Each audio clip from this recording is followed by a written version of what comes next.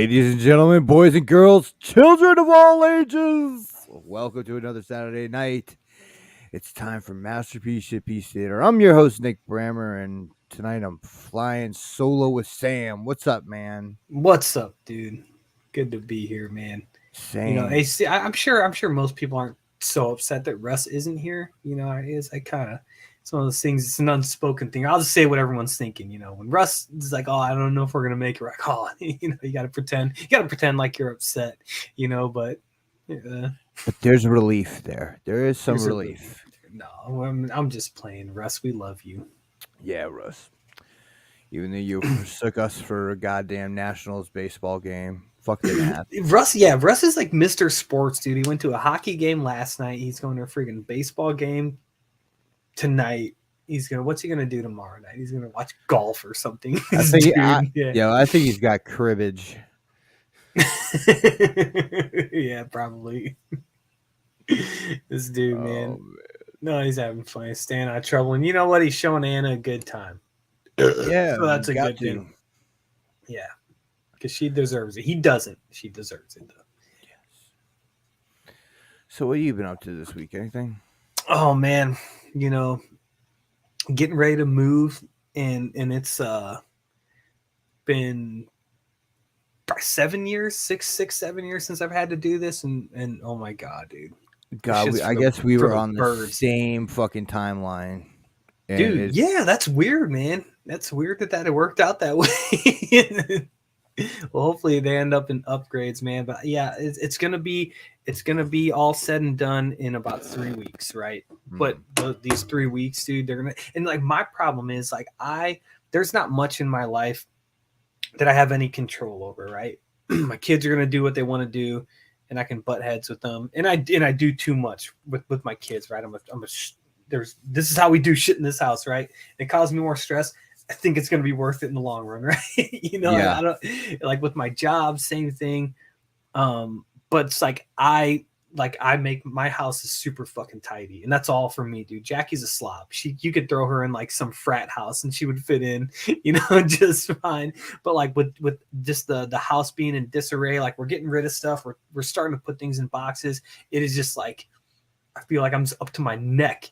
You know what I mean? I just keep having to like tell myself like, dude, it's okay. You have to do this. It's temporary. just ignore it and learn to deal with it. But man, I'm on edge, dude. I bet. Like I've been on my ass this whole week from that move. Like my back is jacked. Yeah, man. But so yeah, you can see behind me. I've just got boxes everywhere, just fucking flung around like shit. Because like, just start putting them into the details, dude. But like the thing was I got Demona, Bronx, and Thalog. Oh shit, what's that? Is that you or me? Oh. But so I got Demona, Bronx, and Thalog, and I already had Goliath. So I wanted to open those, and I wanted to open the NECA Universal Monsters. So I had to find where the hell they were, And so it made more mess, and now I got to pick it all up. And I'm just dude, what do you what do you think about those gargoyles, man? I love them. You do? Good, man. I'm glad to hear it. You don't? I got rid of them, dude. Why? Got rid of them. The freaking the wings, dude. I don't know what to do with them. I don't know what to do with them. I don't know where to put them. I looked at a shit ton of other options. Like I tried to like I got the Goliath wing, and I sent a picture weeks and weeks ago in the family chat. I cut it in half. I was gonna just throw like a Revoltech joint in there, and then I could articulate it, kind of like how like this is that from that McFarlane like Batman Who Laughs Joker. Yeah. Like just to do this basically didn't work. The plastic's like impossible to work with. It's not malleable at all. Like it's really brittle. There's no flex to it. Like you can't just insert a peg into it. And I was just like, at that point, I was like, all right, I'm done. I was looking, there's like some Mythic Legions makes wings. They're like, you can get them from AliExpress, like get some KO ones for like $35 or $30 or something. And I was like, so I'm going to have to do this for all the characters. And I was like, I don't know, I want to deal with it right now, and I sold them all. But the Bronx was the best one to me. He was great. Dude, that's a solid little unit. Uh huh. And then I got the Thalog for Eli. He wanted it for his Mm-hmm. birthday, and that one's awesome. Like it's it's just like it's a repaint, and I feel like there wasn't too much gas behind it. But dude, that one he's cool. Like he looks Yeah. great. Like they did a different head sculpt that fucking works, and he comes with a shit ton of fun accessories like the cash filled briefcase. I stole that. I was like, I can use that for like just a Batman display or something. Like this is mine now. Yeah, like they all come with all right, like accessories. Like Bronx came with the log. Yeah, like and Like then the what else? yeah, Yeah, there's like the big. This looks like a piece of meat or something. Like, yeah. Uh, but dude, like I was talking to one of the chats. I think it was EE's chat, and I was saying, man, NECA, I think is my favorite toy company now. oh, dude, they're great. And they're super prolific. They put out a ton of stuff for a small company, and their biggest criticism. Well, I think one of them still is just like, yeah, you have to. You don't have to. I would recommend heating their shit up before you Yeah. mess with it, which is, you can argue that you shouldn't have to do that, right? Mm. And I've been on both sides of that. Like, no, you shouldn't have to, but then it's like I feel like you're getting a lot already for their price point, which really hasn't changed when Hasbro stuff is getting more expensive. Yeah. And you don't see NECA really doing that. But then and then their other criticism mostly with like the Ninja Turtle stuff was just availability. But they have taken steps because I think they're a smaller company. They're also a stateside company. Like Randy Falk's from New Jersey. You know what I mean? These aren't people like from Hong Kong or anything like that. Like they've fixed all those things. So like, you go to Target now and like there's this huge stock of cartoon turtle stuff, which like in 2020 you couldn't imagine that, right? Everything's available for pre-order on the movie lines and things like that. So it's like, yeah, dude, they're doing great. Like the Universal Monster stuff looks awesome. I haven't fucked with any of it yet. Eli wants it, so I'm probably gonna end up getting at least a few of them. It's way better than the old diamond stuff that I had. Yeah, yeah. Dude, Diamond's funny, man. They will like give no indication that they're doing anything, and then just be like, "Here's a full in package picture of a figure, and it's up for pre order right now." You know what I mean? Like it's just and it just like plops from the ceiling onto your lap. You know what I mean? Like they're funny how they do that. Like they just don't do anything, and they're like, "Oh, here's the stuff." Oh, but by the way, it's already done, and it's going to be in your comic book shop in 9 minutes. This is awesome. It looks like I'm on fire because of that incense I lit. Dude, I know. It looks like There an is effect. no fire Yeah, hazard. it Everything looks like is there's okay. it looks like there's like an effect on your I think I'm already. This is StreamYard thing. this is the universe's way to say I'm already in hell. Yeah, guys. Nick's calling in from the afterlife. He's dead. Finally. Oh my 15 God, minutes till my pineapple time. man. But yeah, dude, NECA, they're great, man. I like Yeah. their the dude seems cool. He got some flack. Randy Falk did. He got some flack for just the availability issues. Because I think there was a live stream and people were commenting stuff, and I think he got snippy with some people, which is like, I mean, I get it. Everybody Dude, does like, that now. yeah, and it's like, I get it from both ends. I get it from, I mean, I was all in on that tune line. I got out because of it. There's no fun, there's no fun related to this, or there is once you get the stuff, but it's like, I don't know. The anxiety of obtaining. Yeah, I don't need that, right? So I get it from that end, but I also get it from his end where it's like, I don't know, you're making the stuff, you're putting it out, you're doing the best you can. You got a deal with Target, which I'm sure they're not the best to work with. I don't know, what are you gonna do? Yeah. But then they fixed it, so Yeah. good on them. Like, and the other thing is just the breadth of product that NECA does. Like from Aliens, Predator, Universal Monsters, Turtles, Cobra Kai, like Those Cobra Kai figures are good too. I didn't. I Yeah. forgot that they made them. I saw them at the comic book shop. I mean, fucking gargoyles, dude. Yeah, gargoyles. I'm like, The yeah. that Defenders of the Earth thing, and it's like not Mm-hmm. only Ninja Turtles. They have 3 lines going on with Ninja Turtles. They got the comic book 4. They got they got the video game shit, the comic book stuff, the movie stuff, and then they're bringing back Hello, Stuart. the Mirage stuff. So Hello, Michael. what's up, guys? So yeah, they're killing with that, and then I don't know. It's like you can just kind of count on them to just they're doing the boys stuff. Yeah. Just kind of these random licenses that I think they know what their market is, and they've been around for a long time. And like the breadth of their horror stuff, I use that word again. Like the range of the range of their horror stuff is great too, because it's like you go from American Werewolf in London to Freddy, Jason, Yeah. Michael. Yeah, They've and got that's where I feel everything. like they kind of cut their teeth on that. The Freddy stuff. The who was doing those? I think it might have been McFarlane first. The movie Maniacs. No, I'm thinking of the Alien versus Predator, like when that movie came out in like 2004. I think that was McFarlane. McFarlane did those, yeah. Did I think. some, and then I think it was NECA after that. But like, yeah, later on. I mean, they've been doing those Predator figures since a long time, man.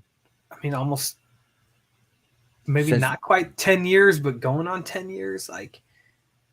Yeah. And then not only that, but they've been improved. I mean, I remember when they had just those like kind of like the 5 POA hips where like they just went and now it's like and dude, they did those old 2000X He-Man figures, those Stactions and shit like that. Oh yeah, they did like the Balrog from Lord of the Rings. And it's like 28 inches tall or something, and that thing like it goes for stupid money. Now I'd love to have one of those, but I think they're all broken because because it's NECA, which I do still give them some grief about that. Like I had Eli, he went to Target with Jackie, and she's like, "I'll let you pick out a toy." She doesn't know what the fuck she's looking at, you know what I mean? So he goes and he gets that 2-pack, and it's like that Bebop and Rocksteady, like the cartoon ones, but they're like the robot versions of them. Yeah. And then like she goes to check out, and she texts me, she's like, "Eli's got this toy. It's $50. What the fuck?" I'm like, "Yeah, you gotta let me know before you let him get something." He's like asking me to swap the hands out on him, and I'm just like, and I didn't heat him up, so I'm like, "Oh fuck, dude!" Like, and I'm just like clenching my eyes, like, "Let it rip, dude." See, I don't have that much problem with my NECA stuff. Like, I legitimately broke like one Predator, but like the thing that breaks on me for NECA stuff is their accessories. Yeah, so that Thalog I got, every accessory that was like related to the gun broke. Like, and I'm talking like, I'm not ham-handing this stuff. You know what I mean? Like, I like the peg that plugs into the gun to shoot this like blast effect out. Like, I literally just like. I just like tapped it with my finger and it just like melted off. I was like, what the fuck? Like this is insane. But yeah, the figures themselves, they're usually okay. And I imagine that they use a different type of plastic. You know what the plastic on that effect part that broke felt like? It felt like every joint in a DC collectibles figure, like those things. Dude, like you just look at them funny. The only one from that line that I have that didn't break is the Shazam. The DC Essentials one? From that Justice Alex Ross line. Oh yeah. Yeah, those older ones were better. The farther back you go, the better they are. Now none of them work with one another. You know what I mean? Even figures within the same wave, which I did like how they did that. Of saying like, okay, here's a Kingdom Come line. Here's an Alex Ross Justice League line. Yeah. Dark Knight Returns, whatever. I feel like McFarlane's starting to do that, or they do it when they can. They did that with Dark Knight's Metal stuff, and I thought that was really smart, and they should keep doing that. That's a conundrum, EE. Because every company has breakage. Yeah, and I feel like every company has something like that you have to forgive. And it's like for Hasbro, dude, it's like goofy paint apps, man, that you don't really get with NECA. Oh man, yeah. Somebody was showing. I got the new, like the new Captain America. They did the throwback to the Toy Biz, Yeah. and somebody posted in one of those chats like they got the mask with his eyes on the mask. Yeah. And it's like especially I think with the MCU stuff. Is it just because the lines they're making so the quality doesn't matter? I think the quality is there. It's just like I think it's Hold up, your Marvel Legends don't break. I've broken more Marvel Legends than anything else. yeah. Well that's the thing, and it's like I feel like if you were to ask 10 collectors who are in it as Right. much as we are, if you're gonna say which toy company has more break, it's NECA or Marvel Legends, I'm sure they'd say NECA and probably be right. But then if you're gonna say which one has goofier paint stuff, it would be Hasbro, Marvel Legends, and I think especially with their MCU stuff. I've had more pegs break off inside of arms on Marvel Legends than I've had anything else. Yeah, I've had issues here and there. I also don't handle those the same way that I do NECA stuff though. Like I get yeah, that's true. No, that's true for both of us, Nick. He said we do it on purpose, yeah. But I've had Mayfex. I mean, they had their really awful run for a few years, and they fixed that. Not to say that nothing breaks. I've broken. No, that's not what I don't know if that's what Sam's saying, but that's not what I'm saying. I'm saying the things that I've had break on a NECA are the weapons.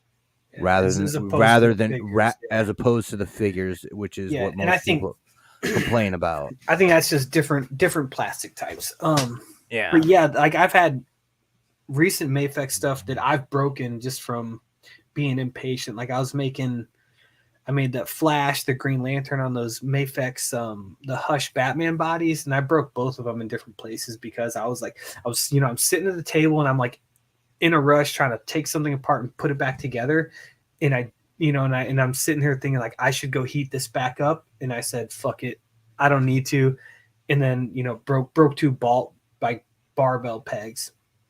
Luckily I got like a drawer full of them, so I'm like it was easy, but then it's like but I don't think anyone would have been handling like the Hush Batman in that way, I'm like we're literally like popping shit apart like so I think like for what you wanted to do, it doesn't. And like SH Figure Arts, man, like I feel like their like human head sculpt and paint is just like taking a fucking like gone down the drain in recent years. I don't know what's up with that, but people, dude, I just got their Boba from the Mandalorian, and I love that. He looks decent. Yeah, he looks decent. Even like the unmasked head sculpt, and I've heard good things about that figure, but I don't know. I feel like they were somewhere and they're not there anymore. No, I don't complain about breakage when I'm going to do a custom. I mean, if something breaks when I'm ripping a figure apart, that's one thing. What I'm talking about is putting trying to put an extra hand into a Marvel Legends arm, and it snaps. I mean, just because of pressure, and I mean, I don't manhandle my figures.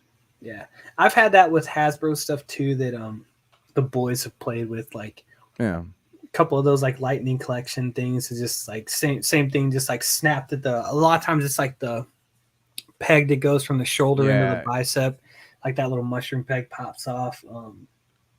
It's like my kids playing with it, and kind of expect that, but I do feel like every company has their thing, and it's like it's like the initial kind of reaction, people cannot get past that. I feel like once people have made up their mind about something, it's really hard to get them to change their mind.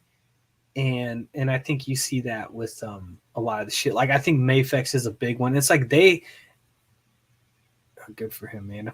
I'm jealous, dude. I've had a few here and there, but I feel like Mayfex is one where like they deserve to get shit on for a really long time. Like I had Mayfex figures that like DC collectibles just melted in my hands. You know what I mean? But since then they've come a long time. Yes. You are? Yeah, a little bit. A little passive. So you watch the football, huh? Every now and then, when I got time. But yeah, what E said, there's never a perfect company. I'm no, absolutely not. No. There's not. And I would never say that there is. Everything deserves some criticism here and there. Um, everyone likes what they like, and we're all willing to forgive certain things. I know with uh, NECA stuff, like I said, I probably can't handle it in the same way that I would like a Legends figure. Well, Especially if that's I like that's true. I'll give you that. You definitely know that you have to be more careful with a NECA figure than like a Legends or a Black Series because you know there is that potential for breakage. So that might actually be part of my experience too of not breaking so many because like yeah, kind you of handle it differently. Yeah, and I yeah. definitely do with my Mayfex stuff. But I will say, the Mayfex Hush Batman is I'm always fucking with that thing. Like I don't even keep it in a bin or anything or in a display. I have one in a display and I have an extra that I keep out to fuck with. But that thing's held up over. It's been 2 years. Let me read what Gord said about XTB. Hmm. Uh, yeah, so that's a good one. About X Transbots because I remember like what was that Megatron that they did? What was he called? Um, Apollyon. Okay, Apollyon. I didn't remember yeah. like when I was more like just following Transformers more closely, just hearing like horror stories about that, like of it just being a piece of shit, right? And I feel like XTB had that reputation, but like Maya's an example. Like she fucking like always is praising that company and what they put out. And I mess with their at TF Con, their one of those little car things, the Stunicons, and Mhm. it was pretty cool, pretty fun little figure. Thoughts on the Lego Optimus Prime? Dude, looks good. I It like. looks Isn't that from those Lego creator idea. things? Yeah, I right. think so. Somebody just like makes the mock and sends in the instructions. Like that's pretty cool. It looks pretty cool. I'm not sure it looks $170 cool. It's Lego, man. It's and Man. I think those ones tend to go for more. Yeah, but like So the we got thing that Voltron. but like I can go get a regular Lego like Imperial shuttle for like $80. Yeah, so that's the thing, man. There's been sets that we've got in the house. Like there's Star Wars does those. I forget what they're called. Um but they're like just like the top tier of whatever ship there is, right? I forget the name of it's like not masterpiece, but it is. It's like Yeah. their like Lego masterpiece that they're gonna have an equivalent.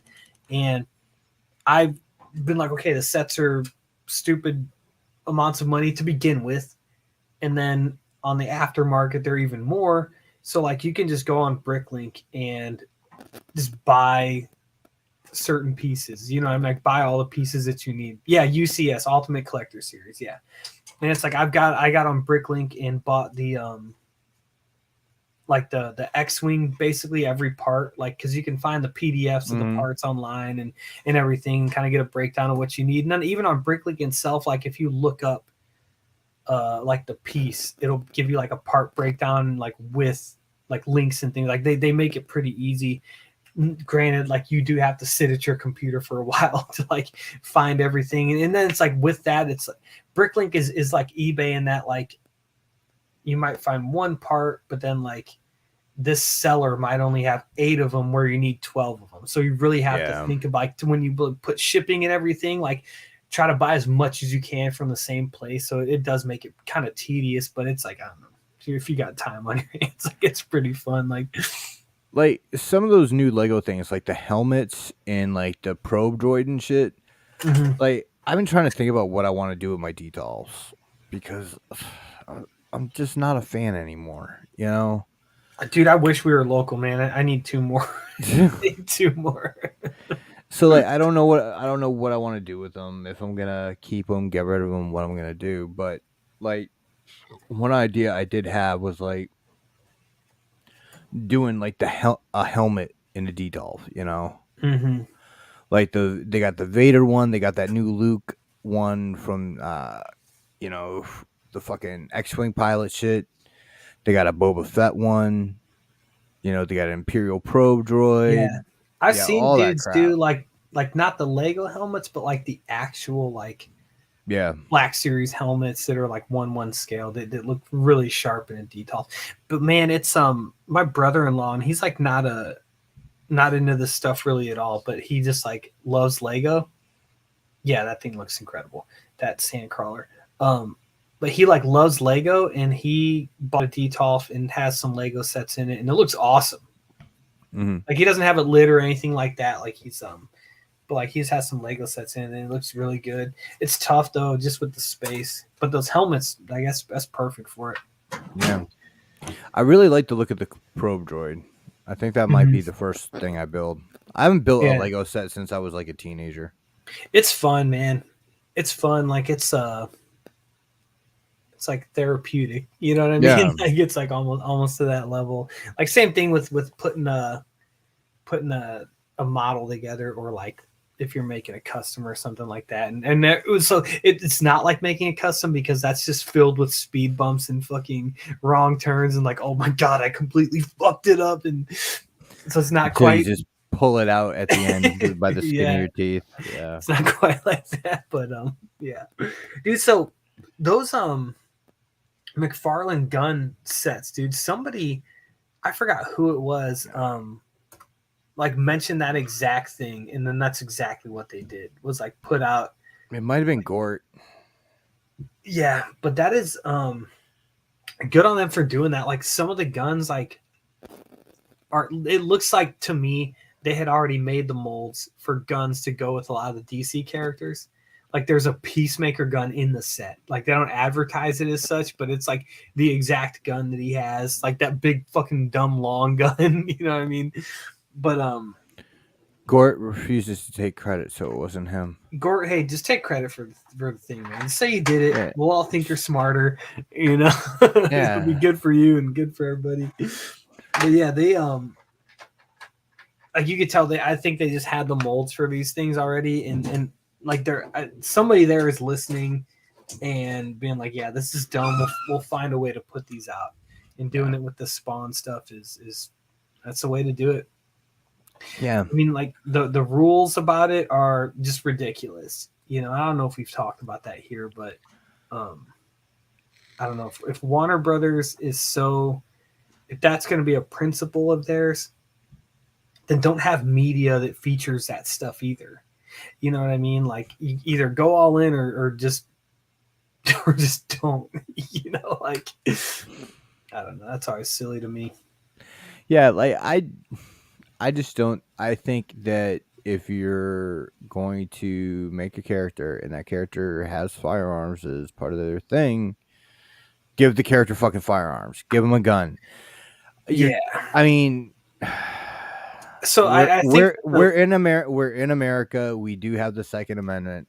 You know, yeah. so it's just like, okay, how many kids have looked at an action figure and that gun and said, "Ooh, I'm gonna find a real one and take that to school"? Yeah, exactly. I don't. The Like, thought process just isn't there.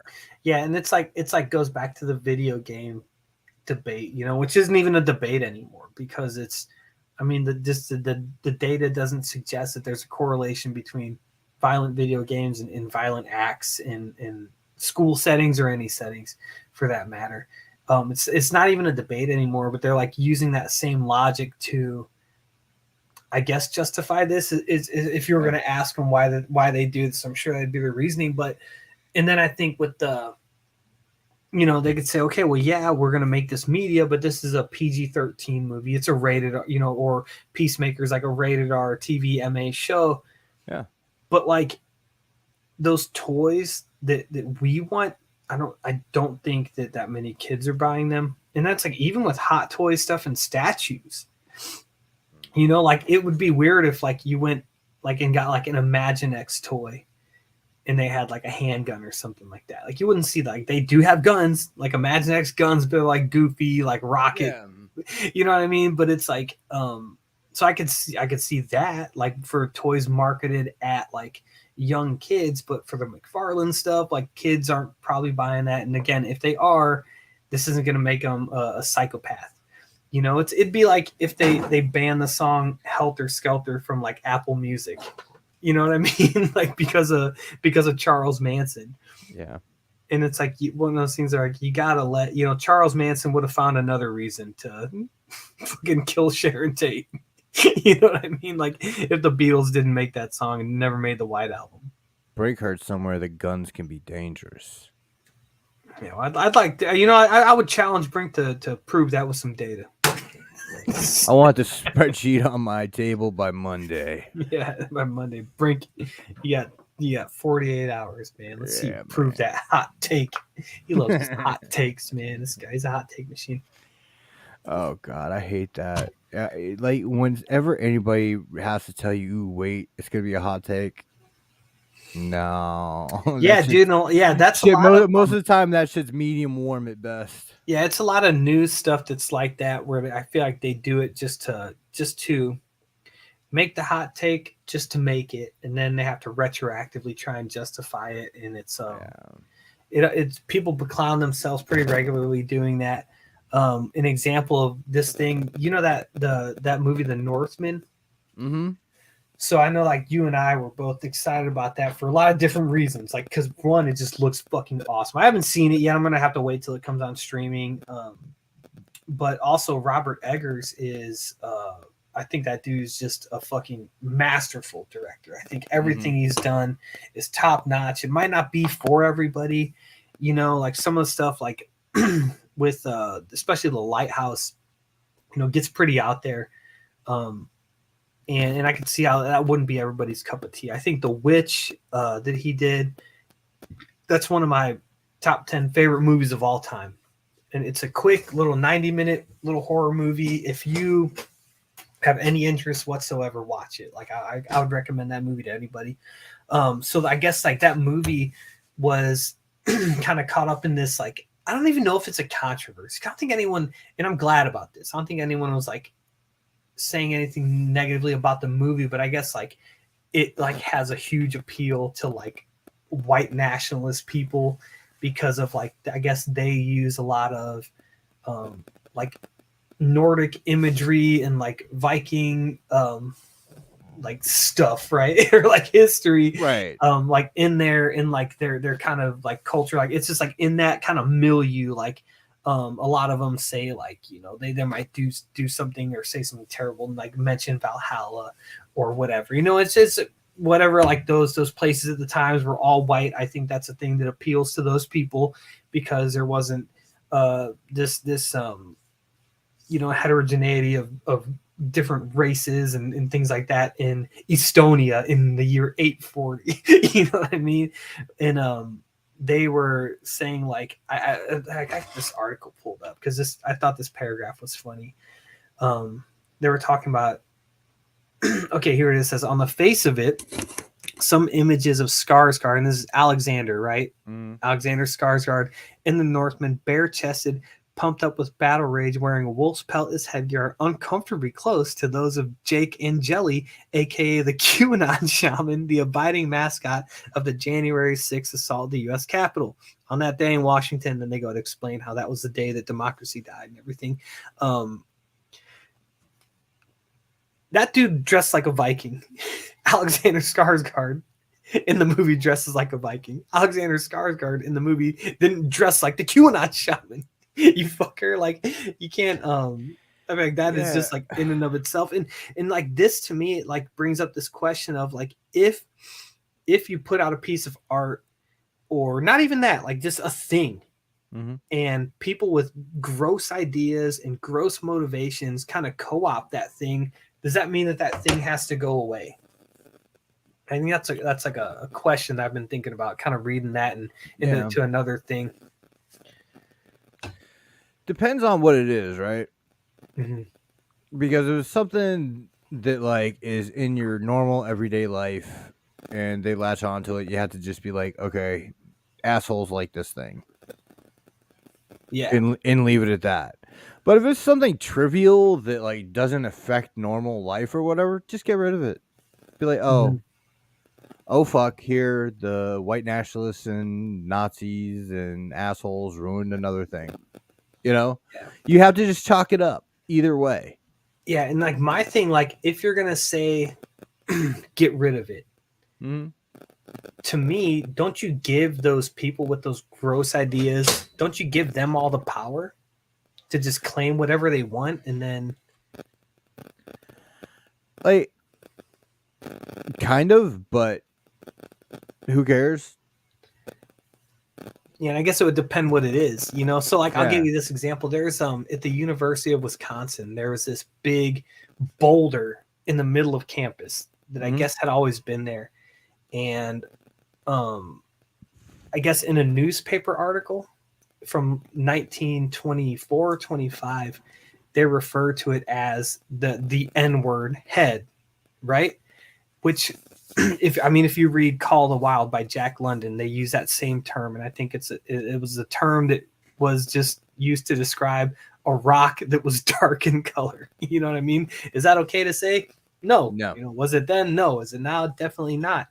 But somebody found that article, and somebody referred to this big boulder as such. And then there were like all these protests on campus to like get this rock removed, right? And it costs like some people's begrudgment was that it costs, you know, the university $500,000 you know, to remove it or whatever. And like to me, that's an example of you give the people with the bad ideas all the power to claim something. But like, it also shows them that if they claim something, then nobody's approving of what they're saying if it's taken away. Yeah, I could see that too. And I think but yeah, because that one's a stretch just because it wasn't even like a common thing. It's not like people Right. were doing that now. And I think, you know, anyone saying that seeing this boulder on campus caused them some type of harm, like if I was in any position in that school, if I was a faculty member Well, or a counselor and someone said, you know, I see this rock and it really makes me feel ill, I would be like, you might need to have like some counseling or something to, you know, like if that's going to be like just such a trigger or something like that for you, right? But yeah. But like, that's the thing. I don't see, like, if somebody with bad ideas latches onto a thing and that thing goes away, I don't see that as the bad people latching on winning. Do you understand what I mean? yeah. I see it more as, oh, okay, normal people are going to be like, oh, okay, we used to like this thing. Now that you and your bad ideas are attached, we aren't fucking with it anymore. Mm-hmm. You know what I mean? What if it was That's my take of it. Yeah, but what if it was something that you like fucked with heavy though? You know what I mean? Like what if it was something that you were like I don't know. What if it was like, you know, like the 1990 like Ninja Turtles movie? Like what if that somehow you know like got caught up in some type of like mess like this?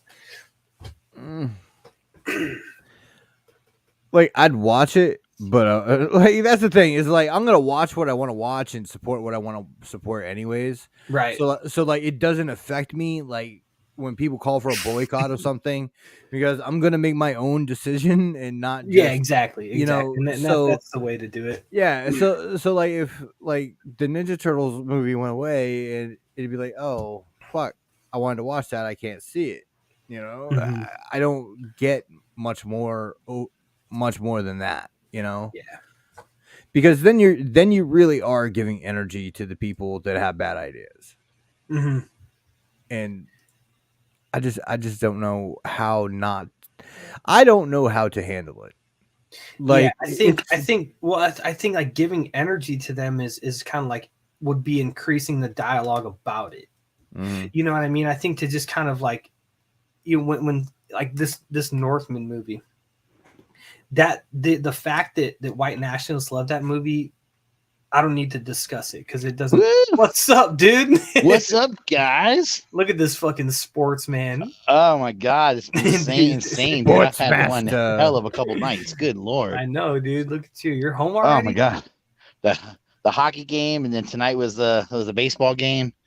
Jeez, Wolfie said you were going to a cricket match tomorrow. right. Go watch some horseback riding. Hey, dude, we can do that by me. If you guys ever come into town, I'll take you.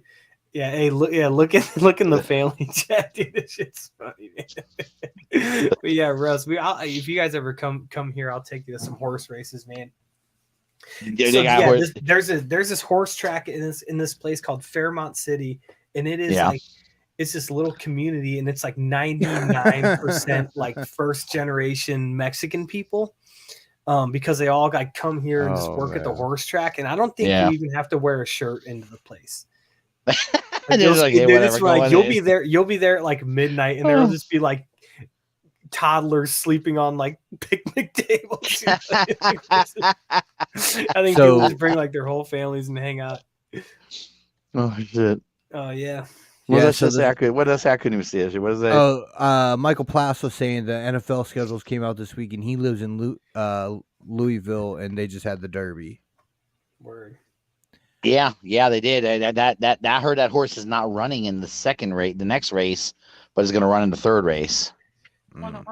Yeah, they're not going to run it in the second race because, I guess he wants to rest that horse for the. I can't remember which one's next. Is Belmont next, or is it the Preakness?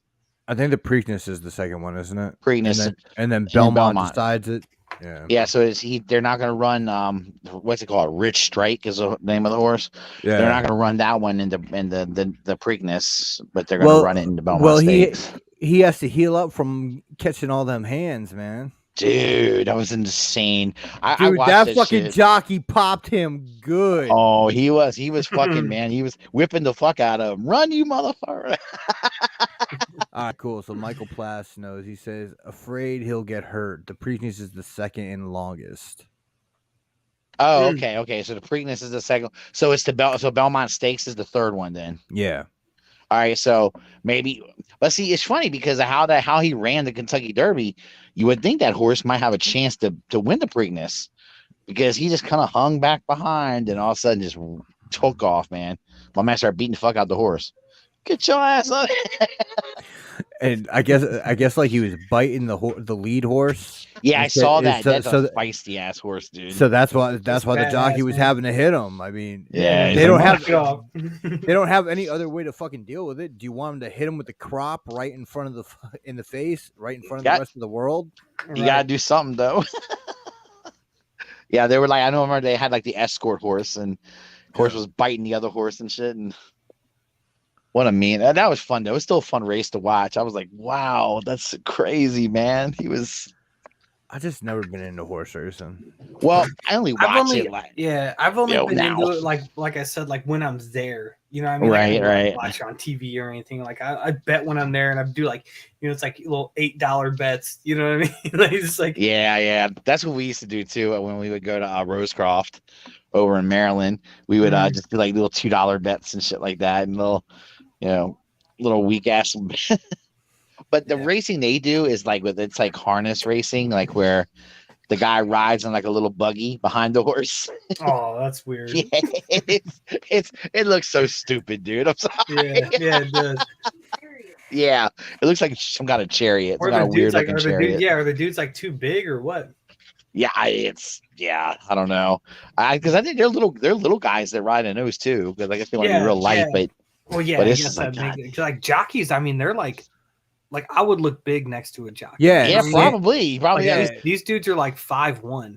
Yeah, 5'1", 5'2". Yeah, like Sam's like I would be king. Anyway. Yeah, I'd be bullying all of them. No, but right? Jackie's friend's dad was a jockey, and this dude was like as big as Sonny. Like this dude was tiny, man, and like that's like they're all like that. That's great. It's like look, come on. I just like watching them when they win. Like if they win a horse race, it's like the one time everybody's gonna know who you are for a second, and they love their 15 minutes of fame. Yeah. Everybody's forgets you, but that's okay. Oh man, that's cool though. Shit.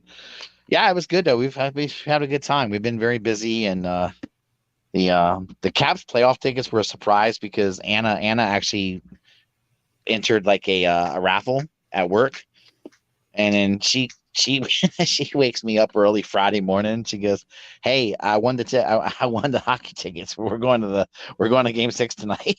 I'm like, That's "Huh?" pretty dope, man. And those seats were Yeah. killer. Yeah, 2 o'clock in the morning, guys. Were there a lot of people there? Oh my god, it was insane, dude. It was Yeah, because I think when you sent the picture, I think like you must have got there earlier or something. we were there a little early. Damn, And not it's every, dead. yeah, What is going on? Like, yeah, not everyone had sat down in their seats yet, man. Yeah, I guess Dude, they're all that fucking place around. was crazy packed. It was that's insane. good, dude. I'm glad to hear. Yeah. We were Yo, packing like sardines. I fell asleep last night because I had to take muscle relaxers for my back, and Yeah. I missed that Celtics game. I only got to watch like I passed out like halfway through the second No. quarter. Oh shit, really? Did they win? Man, yeah. Yeah, they Game did. They 7 won. tomorrow. Yeah, they won. They forced the I gotta Game find 7. out a It's way to gonna watch be. that, man. Yeah, see, that's what I was hoping the Caps would do, but was not to be. But yeah, Anna says it's her fault. She said we came to the game, we put the hex on them. Yeah. Oh, thanks, Russ. Oh man, no, that's no good for the Celtics though, man. It's kind of interesting to see them like, I don't know, like I like it. I like the NBA when certain teams are good. Like when the Celtics are good. I want the Celtics to be good, man. Because it's been since that like run in like 2007, 8, yeah, 9 that they were like kind of top tier in this way. Yeah, when the Celtics are good, the Knicks. Well, if the Knicks would ever be good consistently, Jesus Christ. And even when the Lakers are good, I mean, even though I know LeBron plays for them, I like it when the Lakers are good. Yeah, you need certain teams to be good for us to pay it to be. To me, it gets my interest peaked more when certain franchises are good because they're just. I mean, I don't want to see an NBA Finals with like the Utah Jazz and Milwaukee Bucks. Who cares? Like the Raptors, it just right. doesn't. And even if they have like good people on those teams, it's just like it's going to be tough to get the more casual fan or absolutely. I mean, there's going to be hardcore NBA guys that are going to watch that, I'm sure. But you know what's great about the Super Bowl is the Super Bowl gets people that aren't football fans to watch it. Yeah, and that says something, dude. Well, so like I feel like the NBA Finals were like that. They were at one time, maybe 10, 11 years ago. I think there was a time. Like the Super Bowl still is, but then I feel like they're like the last one that gets that. How comfortable are you talking basketball, Sam? I'm comfortable, man. What's up? All right. I think that LeBron James has ruined the NBA in this short-term time. Man, so wow. I think I don't know if it's just him, but I do feel like the idea of like putting these super teams together. I think that LeBron James has so much influence over these other players. Yeah. And you see the things that he does, and they copy those things because he's LeBron. Now, I don't think that LeBron James is a top 2 NBA player of all time. Interesting. Yeah, man. So I think he might not be in the top 3. I think something that I see now that like that was made like really clear after Kobe Bryant died was just like this mentality of difference of the difference in just like the toughness that players had. Somebody like Kobe Bryant. It doesn't seem he can tweet and go on Instagram all he wants, but it does not seem that it hurts that man to lose. Yeah. That competitiveness, and dude, so like and I feel like I can say that and people be like, well, you're talking about a different era. It isn't that anymore. But it's like, no, dude, it was Kobe. It was Kobe 10 years ago. So like this isn't a different era. This is still this era because a lot of the same players are still playing. You know what I mean? Like people like LeBron, people like fucking Lance Stevenson. You know what I mean? Like fucking clowns like that. But it's like they're like there is this mentality that I feel like is going away of like like, you know, Kobe was in I forget who was in this interview with. He was talking about like, you know, like we didn't have like these rest days. Like Yeah. you just played because that was your job. Yeah. And if you were injured, like you played through that shit. Like I watched Kobe Bryant like do that shit where like he dislocates his finger and like goes to the sidelines, they pop it back into place and he goes right back out there. Yeah. You know what I mean? Like, and then you hear you know, people skipping 2 weeks because they got like a fucking high ankle sprain or some shit. Like, Dude, I think that if you look at 3 players in the league, they are big, medium, and small versions of each other, and that is Wilt Chamberlain, LeBron James, and Russell Westbrook. These 3 players to me are the ultimate stat fillers. They Interesting. put up, you know, from when they were, Russ may be the example because he's not having a good time of it right now. But what I'm saying is, you know, that you can get 30 off of LeBron every single night. He's going to give you 38 and 8. Okay. We'll just say that. Okay. Yep. But when it comes down to the end of the game and actually winning that game, it's not LeBron who you want to have his hands on the ball. That's funny you say that because I've been saying that about LeBron, God, since his first run in Cleveland. I felt like who took the shot? Who took the big shots in Cleveland for that team? Kyrie, and then you and even also Miami. Yeah, well, that was Dwayne Harden. That was Harden, or not Harden, but Dwayne Wade and who's the other big dude that played with him? Chris Bosh. Chris Bosh. Yeah. Chris Bosh, too, you know, was when he was actually on the court. Yeah. But okay. The way I look at LeBron is I think he's a ring chaser. Absolutely, and he's not very good at it. No, he's not. And what I mean by that 2 of them. But when you say 3 now, right? I think he's got 4, right? He's got 4. He's got 2 in Miami, 2 with Miami, one with Cleveland, and one with the Lakers. Bubble. Yeah, the bubble. Yeah, it's like, which I think somebody needs had to have an asterisk next to it, but whatever.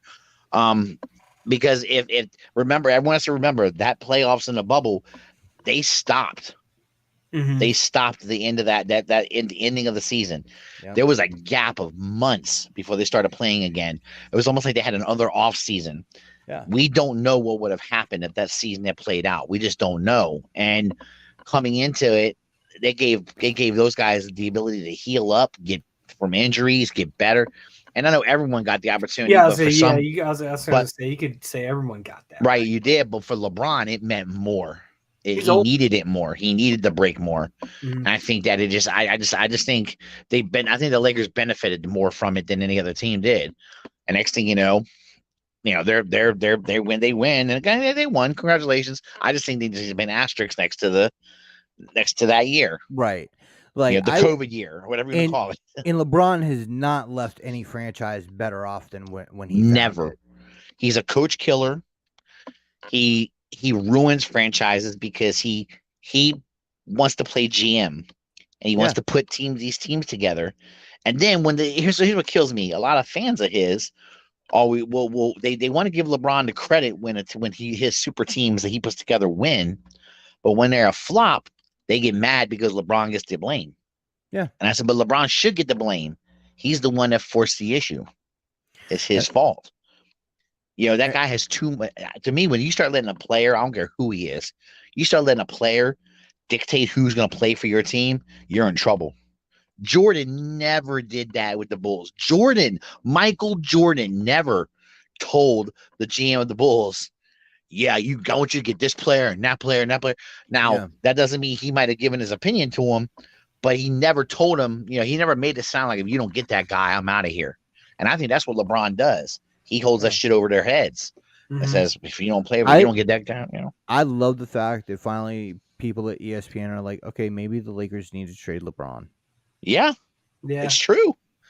Because they need to be done with it. Because, dude, he was like, "Give me Anthony Davis, and we'll run the board. We'll give you championships." Right? They went out. They fucking mortgaged their entire fucking future for Anthony Davis. Yep. And look what they're getting. Dude, if you're lucky, you're lucky. If you're lucky, 45 games a season. I was about to say half the season. Yeah. If you're lucky, you're right. That's about what it is. If you're lucky, 45 games. Yep. Yeah, and look at this. He's completely right. The first one was a lockout year. The second ring he won. Third ring they won because Draymond got suspended and Bogut got hurt. Yep. The last ring was the bubble. Well, there's always things that help him win, that give him a little bit of a hop, And great. I'm a believer that people that are good make their own luck. That's true. But this guy is every championship he's won.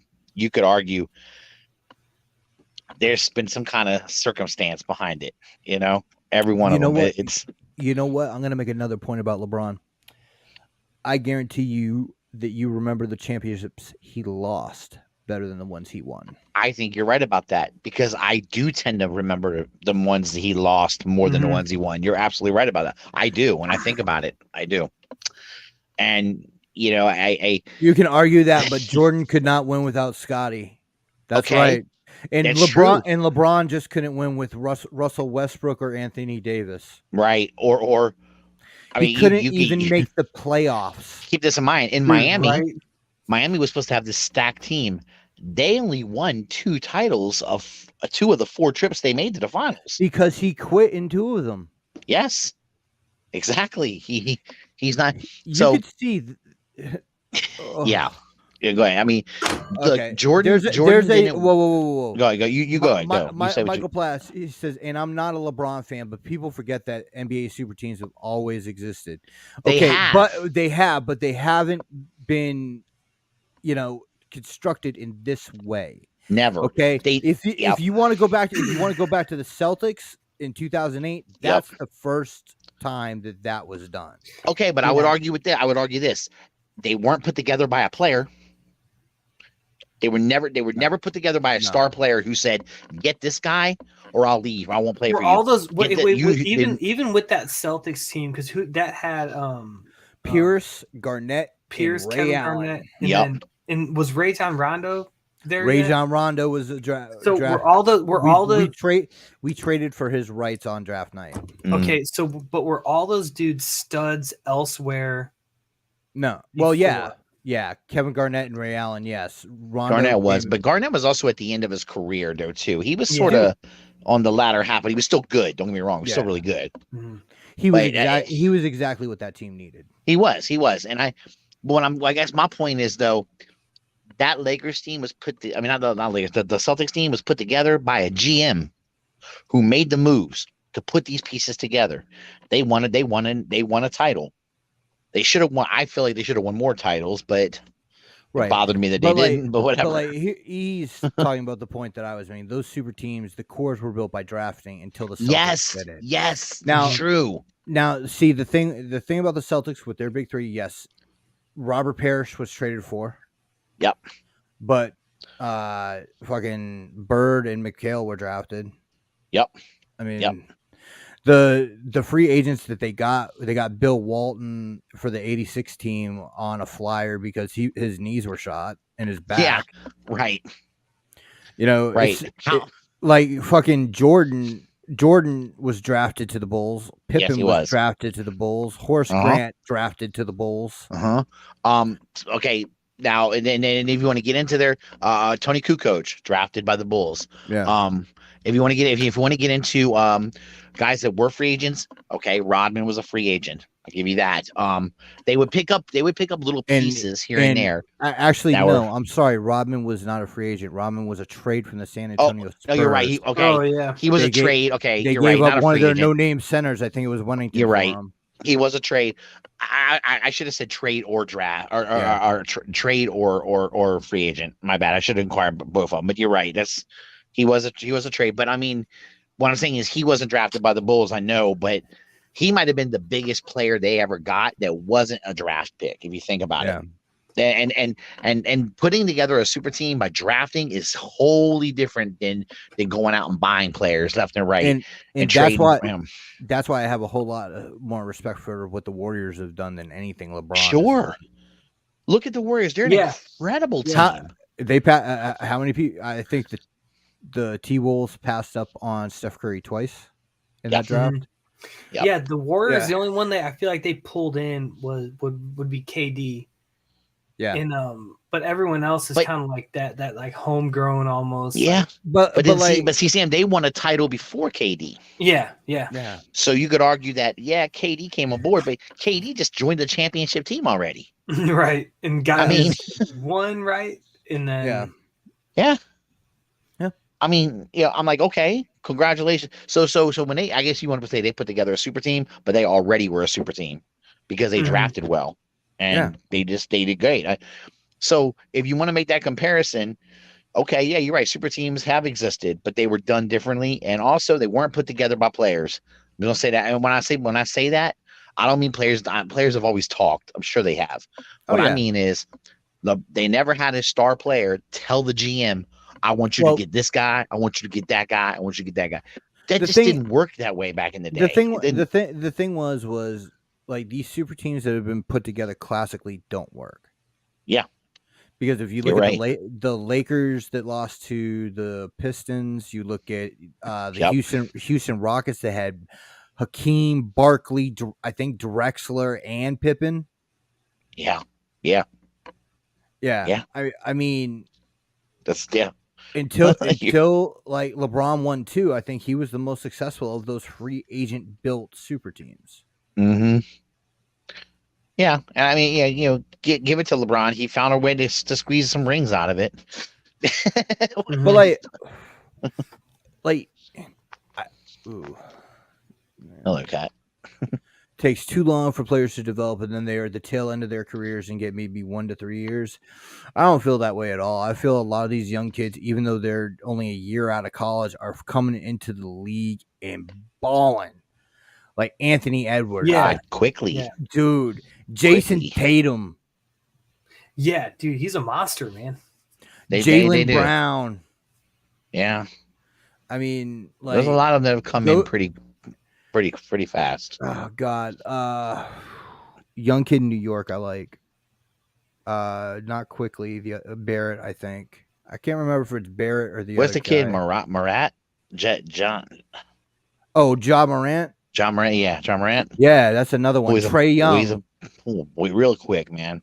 Yeah, these guards are coming in and carving this league up. It's crazy. Sure they are. And so I mean, saying that, and look, there are some times where there are some players that do take a while longer to develop. It happens. But teams have to be patient sometimes too. You have to have some patience. You have to let your guys develop, let your guys get their game together. The problem is you got too many teams that want to win now, and I get that, but it's like Devin Booker and Donovan Mitchell are two young players I'd like to watch too. Donovan Mitchell's badass. I like Donovan Mitchell a lot. It's just, I guess my whole issue with LeBron anyway is just the way he conducts his business. I don't like that he uses the fact that he's fucking who he is to bend the arm of an organization to make them acquire players that he wants, and then he does, and like you said, to their detriment. Because guess what?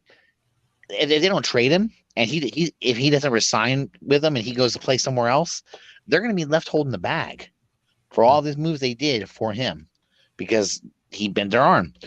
So that organization is going to take forever to. Anna's picking on me right now. But so it's like it just kills me. Jordan didn't do that kind of stuff. Jordan's mentality was, I'm a basketball player.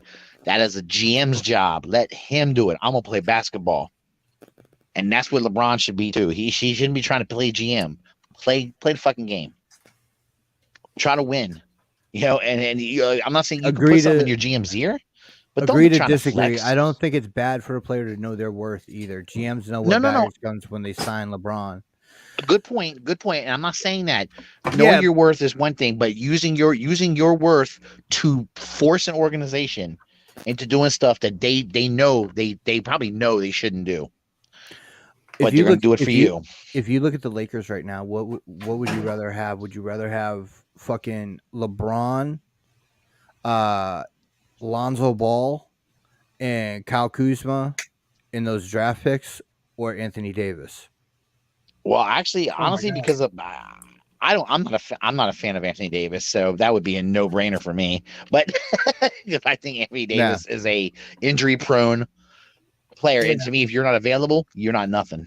It doesn't Yeah. matter if you can play if you ain't available. So I would definitely rather have those young players who are developing into possibly into, and maybe even not, they might not be superstars, but they're going to develop into role players. And in the end, that's what it comes down to. You need to have a basketball team that's got role players, and you got to have them, and Yeah. and you know, have a couple stars on the team. I get it, but you need more role players than superstars, and guys That that was are a good good at what they comment do. by EE. Yeah. It You is. know, but whatever. You know, This I know one people that too. are LeBron fans. They're gonna suck up and suck his dick. Yeah, It's fine. so Whatever. that's like my point with My only issue what is LeBron EE has never taken the mentor role in his later NBA career. He doesn't want to improve the league with the influence he has. No. I don't know about that part. Well, I think that okay. he mentors the people that he deems to be good enough to put under his wing. Right. Yeah. Okay. And Something then like that. and then he gets them signed to Clutch Sports. Right. I mean, Yeah. and takes a piece out of them for the rest of their Exactly. lives. So really, he's mentoring them for himself, Yeah. not for the betterment of the league, more of himself. And my whole issue with LeBron is that he is not, everything he does is all about him. It's all about advancing him. He has no you know, I don't even think he has any intention of making it here. He makes a team better. I think it's all about him. How can this help me win? How can this help me get my next deal for my next movie? How can this help me get my next, you know, all my next endorsement deals and everything? I mean, it's all LeBron, and I just don't believe LeBron is about anything but himself. Yeah, Michael, I circle back to your point with my own circle of logic here. I'm on pills. It's not. Don't expect much coherency from me tonight. But yeah, like personally, I just don't see how LeBron can think switching teams the way that he has makes for a successful career. I don't either. Because to me, being successful means winning rings. Yeah. Mm-hmm. And winning rings, and then like also like your legacy, like what do you leave with the sport like once you're gone? I don't think that you can be the GOAT and have a losing record in the finals. Neither do I. I don't think you can do it. Nope. You get, not only that, I don't think that you can be the GOAT and be a guy who's a team jumper, because you just and I've heard people make the argument he's won championships with 3 different organizations. And I'm like, yes, and look, and it's taken every time he leaves, and there was 2 of those organizations when he's left them, they've been in shambles. The Miami Heat took a while for them to get back up to where they are now. They had to build back up. Exactly. E says this too. I think it takes away from Shaq also how many teams he played for. Mm-hmm. I think that oh man, I was watching a Kobe interview the other day when they were like, "Well, what's your biggest frustration with Shaq?" He said, "Well, if I could have kept him away from the McDonald's, I'd probably have about 12 rings right now." You know. Oh my God. But see, you're loved up by guys like Shaq and even Kobe. They got to play a little bit in the old, and some. They got to play a little bit at the beginning of their careers, and some with some like old school NBA. Yeah. Like there was a time when in the NBA where if you went inside the paint, you were gonna get fucked up. Yeah. You're gonna come out bloody. Yeah, you're going to come out. You're going to get jacked, and they don't care. They'll give up a foul and pummel your ass. Mm-hmm. And I think that circles around to what we were talking about to start this whole NBA conversation is the Celtics Milwaukee series, and that to me looks like a '90s light series. Well, where it's like, I mean, Giannis is going to that paint hard. That boy goes hard in that paint. He does. And so you have to, what are guys supposed to do? If you're going to foul, here's the thing. If you're going to give up the foul, because it's the only way you're going to be able to DM up is you're going to end up fouling him. Well, you might as well make it a hard foul. And let him know you're there. And then big Al Horford had that 30-point night. That was in game what I think game 4 because they lost game 5. And a quarter before Giannis dunked on Al Horford and looked at him like, oh dude, yeah, yeah. I know what you're talking yeah. about. And then Al Horford was like, okay. And then fucking came down, dunked on him, slammed him in the face with his forearm. I was like, ah! I love it, man. I love it. Man. Hey, if you want to do that shit, then don't be surprised when it gets done back to you, man. That's it. That's how it works. And I look, Giannis he's a good player. I like him. He's a good player. I just think sometimes though people are so quick to anoint a guy the best player that you forget that he has weaknesses in his game just like everybody else. He's not and I don't know. I think sometimes he has some issues. When I watch him play, I'm just kind of like, damn, dude, he is a physical player, but if you ever watched him play defense, it's kind of crazy looking. Yeah. Like, because I feel like he can't D anybody up without fouling them. Really, it's hard, but it's hard for big guys though too. So I don't know. I cannot wait until tomorrow. It's going to be a hell of a game. It's turned out to probably the bet. It might be the best playoff series we've had this year for sure. Yeah. And that's just because you got two really good teams going at it. I think two teams that are championship worthy. I think they could. You could see both teams making a run, going to the finals and giving it making at least making it to the finals. I could see both teams doing it. I mean, it's tough. I don't know. Yeah, but the only thing that sucks about some shit like this is one's gonna lose and one's gonna win, and it sucks because you see two really good teams that could. Yeah. Dude, I feel good about the Celtics, man. I feel like they've looked good. I would love to see the Celtics. But dude, so like that point about like it just being like kind of softer than it was, dude. Like that applies to a lot of different sports, dude. Even college wrestling, which is like the last place you'd expect that mindset to kind of permeate. Like you have there's like a huge problem with people, going into NCAA's. Guys would have like between like 38 and 50 matches a season. Now they're like, you're surprised if they get like more than 20 because like the best guys, like there's just not incentive to risk anything. Like when you're so good, you know what I mean? And so you see some of that. I guess if you want to play devil's advocate, you got to look at LeBron and the success that he's had with his body. Yeah. He hasn't been hurt. Like this is what this approach gets you. It gets you longevity. It gets you, the ability to put seasons together. But then it's like, I feel like, and this is a hard thing to argue when it goes like opposed to athlete health. Like what is the product that you're putting out? Like is a company. I think that would come more from like the company standpoint. Like imagine taking your kid to a Lakers game. Yeah, your kid's a huge LeBron fan, and he's sitting there in street clothes or like in dress clothes or whatever. What is that like? Yeah, just chilling or whatever. And I feel like that would suck. I think that the regular season has become, just ancillary. Yeah, and it's like, how do you make all you have to do if you're one of these top tier teams in the NBA is make the playoffs. Yeah, and it's like, how do you make these like day in and day out games matter more? Like, do you shorten the schedule? Do you make it to where like maybe like make the conferences smaller and say you have to win this conference or whatever to move on to the next? I don't know how that. I'll tell you what.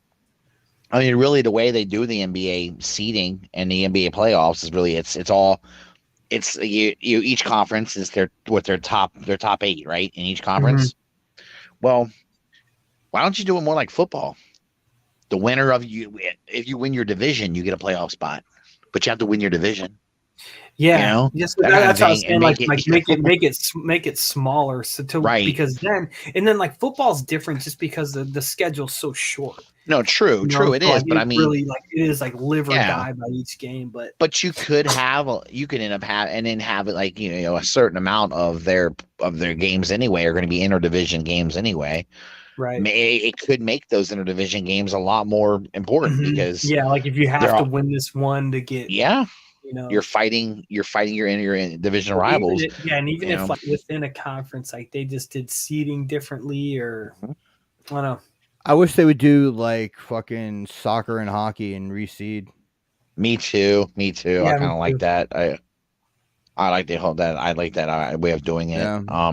But I mean, as far as making this season more relevant, I mean, I'm sure there's lots of ideas being floated out there, but it is tough when you have. It's the same with baseball. Baseball plays so many games, and it's like, but then, like you don't see guys sit much there because people just don't get as hurt playing baseball. You know what I mean? They don't. Like, that's true. It's different, But it is. But it's like also making games relevant during the season is kind of. It gets kind of hard. That's why people tend to pay more attention to the baseball season, like the last month of the season, because that's when all of a sudden you're starting to see shit starts to work itself out. You're starting to see who's going to make it. Who's football doesn't have that problem. Like no, game one matters. In game one matters because I mean you go 0-2 in the NFL. Your chances of making the playoffs drop significantly. They're just it's crazy. Now it's not to say you can make the playoffs after an 0-2 start, but if you have an 0-2 start, statistically, you don't make the playoffs. Yeah. So you're right with Sam when you said it does matter. It's huge, and maybe because there's 17 games now, so I guess. Thanks NFL. Woohoo! Extra game. All right. But I think that I mean. Now it's still versus what 82 games for the NBA that's what they play, right? 82. Yeah.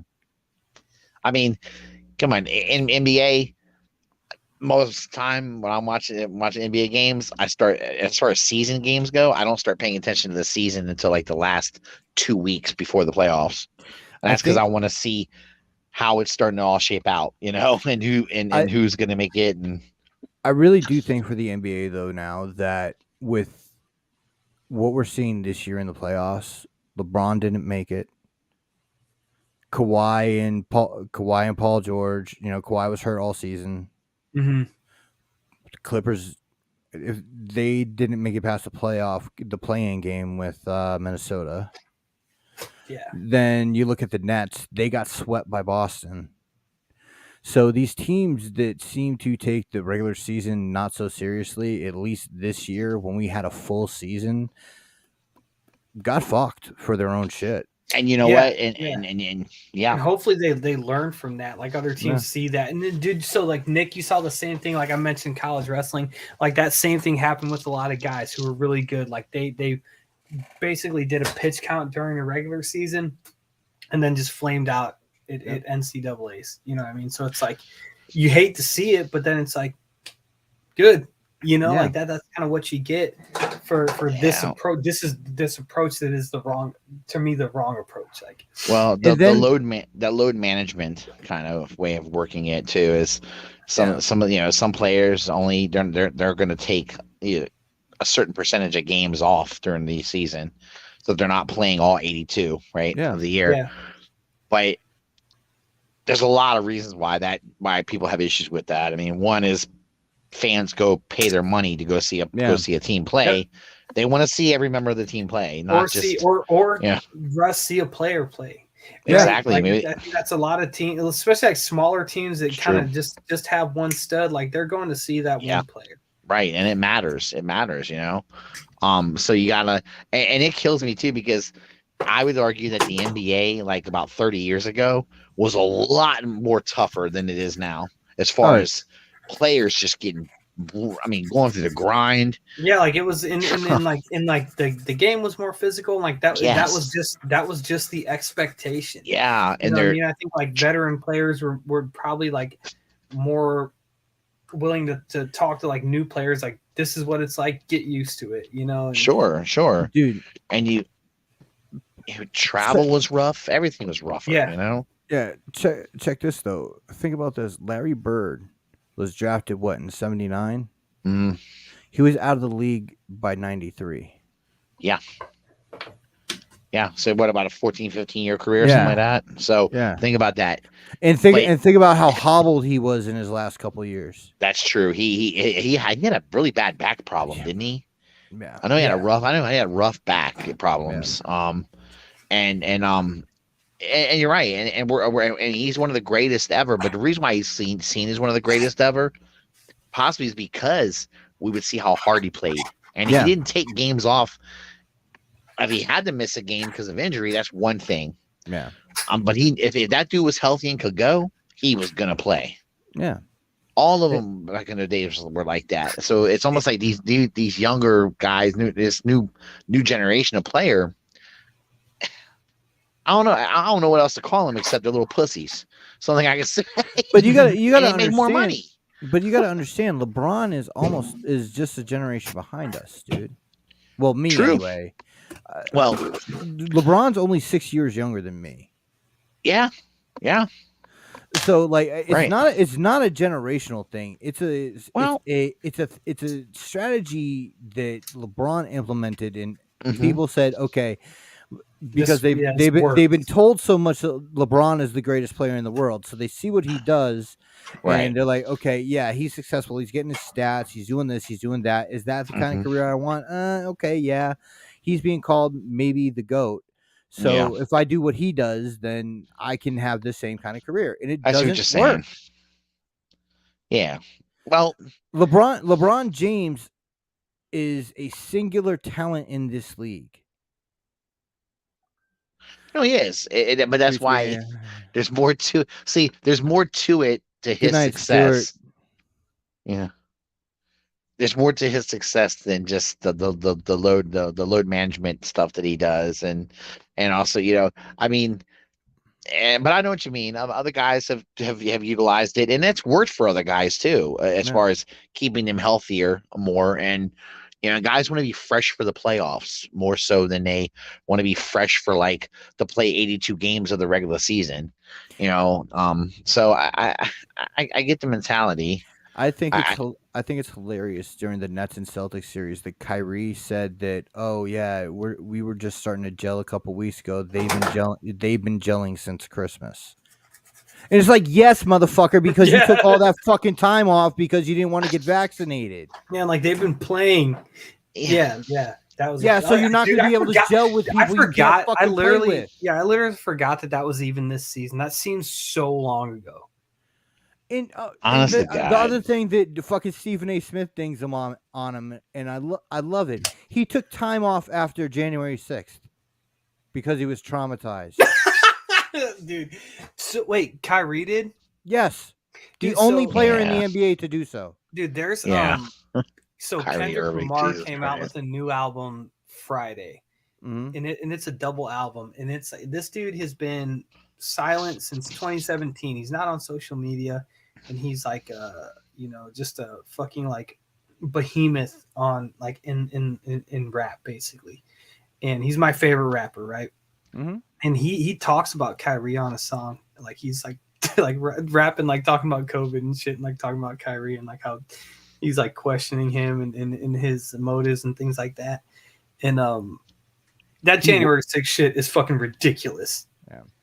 Dude, like Kyrie did come out later and say it because he was in Boston at the time he said that, and the Celtics started getting letters from Harvard professors, so Kyrie fucking ran that shit back.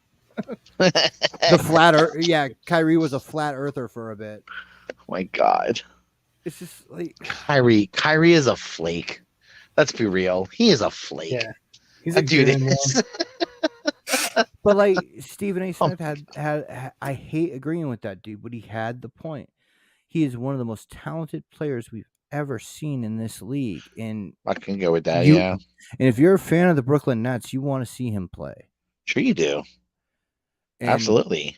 I mean, robbing that fan base of playing like that is insane. It is, because these guys are paying their money, like you said, Sam. They're showing up to see certain players. That's what they want to see. Yeah, dude, and I'm And, sure like someone took their you know, fucking 8-year-old and was like, yeah, like you want to see Kyrie? Like, let's go, dude. Like I let's be fucking real. took off, When there's left when work there's early. I paid Yeah. money to get this ticket, and he's just chilling for whatever reason. Like, when they're selling their season tickets or they're selling their packages that they have for the Nets, I'm sure his face is all over it. Man. Which means that these guys are thinking we're going to get to see this guy play, and you may get to see him play. Then again, you may not, because whatever, It depends on Kyrie. I remember now, like with some of like the vaccine stuff, like some of it was like silly in that like he would sit on the bench and couldn't play because he wasn't vaccinated, but then like fans behind him that at that point, because of regulations, they didn't have to wear masks and didn't have to be vaccinated. Like, so, yeah, you could say like it's silly, but then it is still the thing. Like, just do this one thing for a team or whatever it might be, and it's like, and he just won't do it. So, yeah, like, yeah, it's silly in ways, but it's also like you're also being silly. So, a lot of people are silly with that. A lot of silliness on both ends. Silliness on from all parties in that situation for sure. And somebody that used to call people on their fucking silliness has moved on from their job, and that would be the wonderful ginger Jen Psaki. Yeah, she's doing some MSNBC stuff, huh? Is that what she did? She left to take on a position there. Is that what she's doing? She's going to be a talking head somewhere else. The White House press correspondents only last for so long, no matter who it is. Dude, how stressful must that job be? Yeah. I mean, you have to just go lie every day, and they have to back up whatever the fucking president says. I mean, what was her name? Like Michaela McEnany? Is that her name? Whatever. Kayleigh McEnany. Yeah, I mean, it was for Trump. It was Sean Spicer. He had more turnover, and then Sean Spicer, and then what was that lady's name? Huckabee. Sarah Huckabee Sanders, McEnany. But by the time it was McEnany, they were only doing them, but like maybe once a month or something. It was rare. Yeah, she was. Dude, she was funny. They all have a tough job, dude. Because you just gotta go live. And like you say something on a Tuesday, and like the president fucking, disputes it on a Wednesday, or contradicts it. It's just. I love the fact that she just kept slapping Peter Ducey down and just kept slapping him down every single day, and that guy kept trying. Is he the Fox guy? Yeah. All right, yeah. Yeah, he was, and then they asked Biden a question about him, and Biden must not have been taking his meds that day because he said, "Yeah, he's a stupid son of a bitch." Dude, I remember that. Yeah. Sorry. Oh God. Yeah, I don't think he took his medicine that day. Oh man. I picture Joe Biden as some kind of rage demon that they just have sedated. And they just wheel him out. They wheel him out in like a Hannibal Lecter mask before each fucking press conference and just set him free. He's like Mumra before he becomes the ever living. He's like the little tiny shriveled up guy, and you try to keep him from doing the whole, Yeah. You thought it was bad. You thought it was bad when I called him a son of a bitch. Wait till you see what I do to him physically.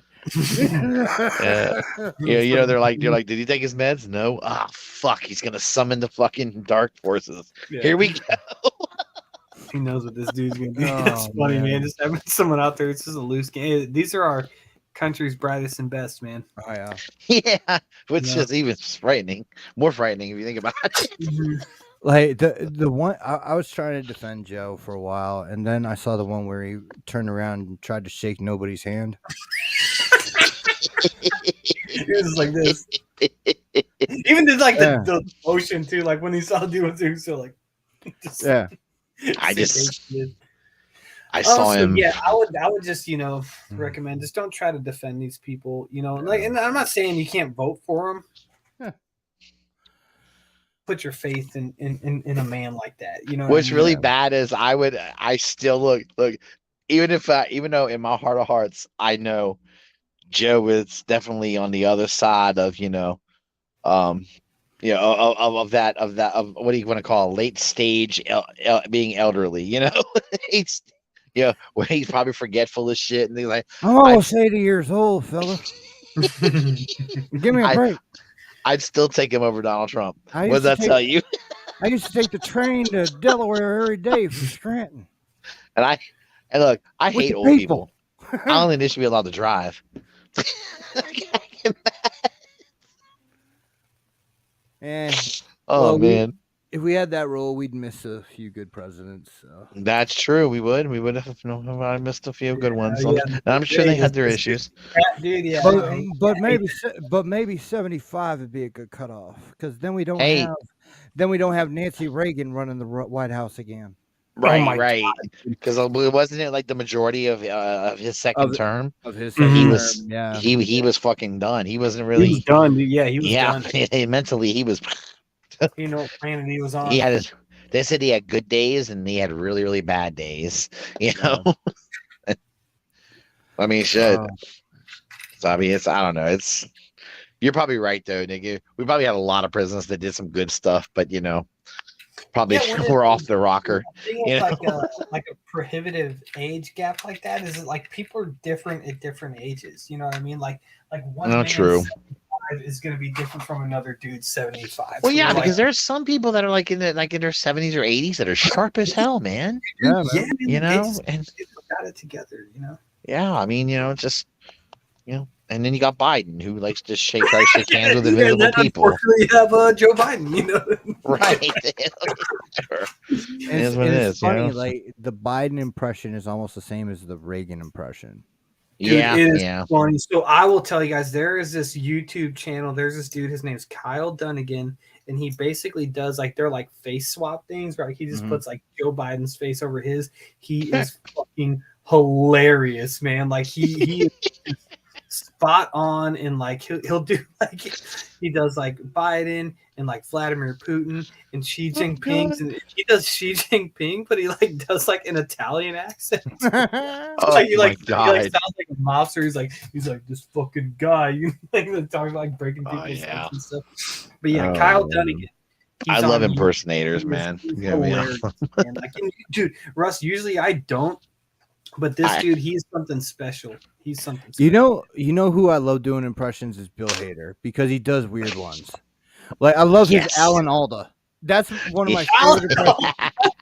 That's one of my favorite ones of fucking all time.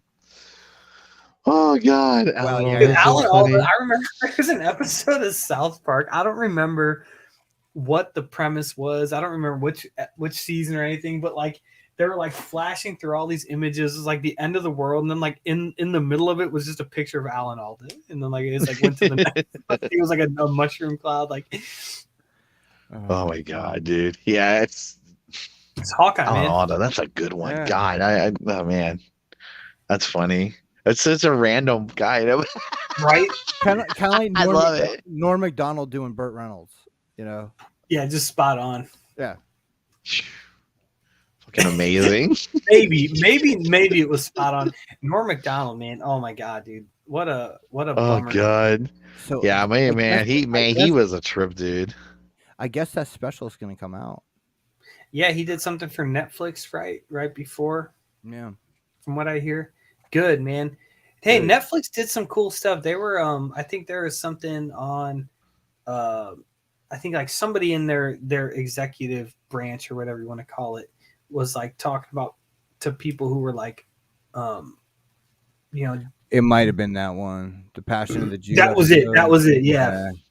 When people were kind of griping about Dave Chappelle and things like that, someone in their leadership was like, well, you might just need to go work somewhere else. Yeah. It's good. Yes. Thank you. Thank you for fucking finally taking a stand. Somebody. Yeah. Yeah, and that's the Well, thing. Some because look, I have people of every race, persuasion, religion that I have friends with.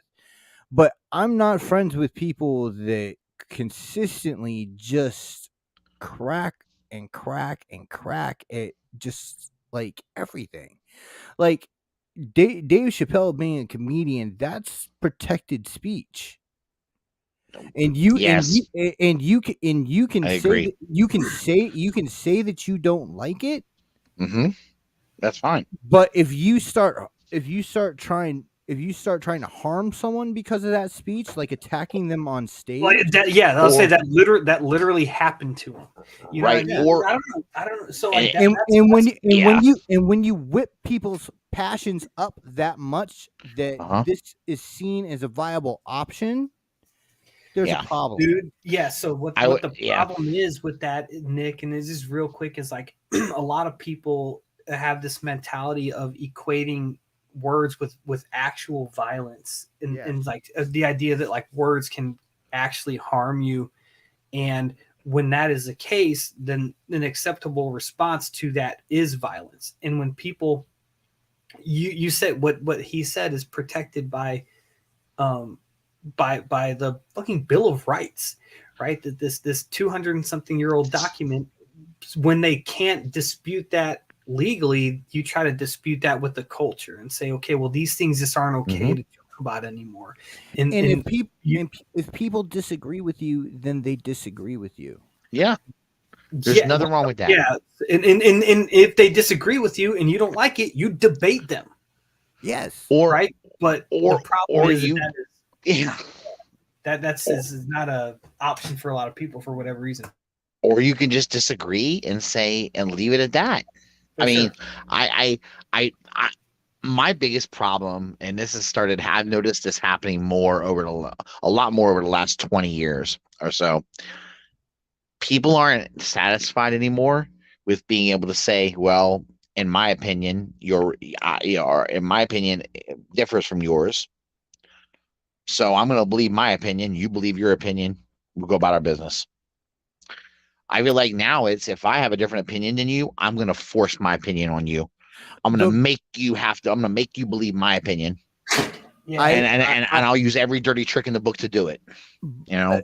I can see some of that, Russ, also, but I think that a lot of times when I argue with people that have different views than I Mhm. do, we have to stipulate to facts.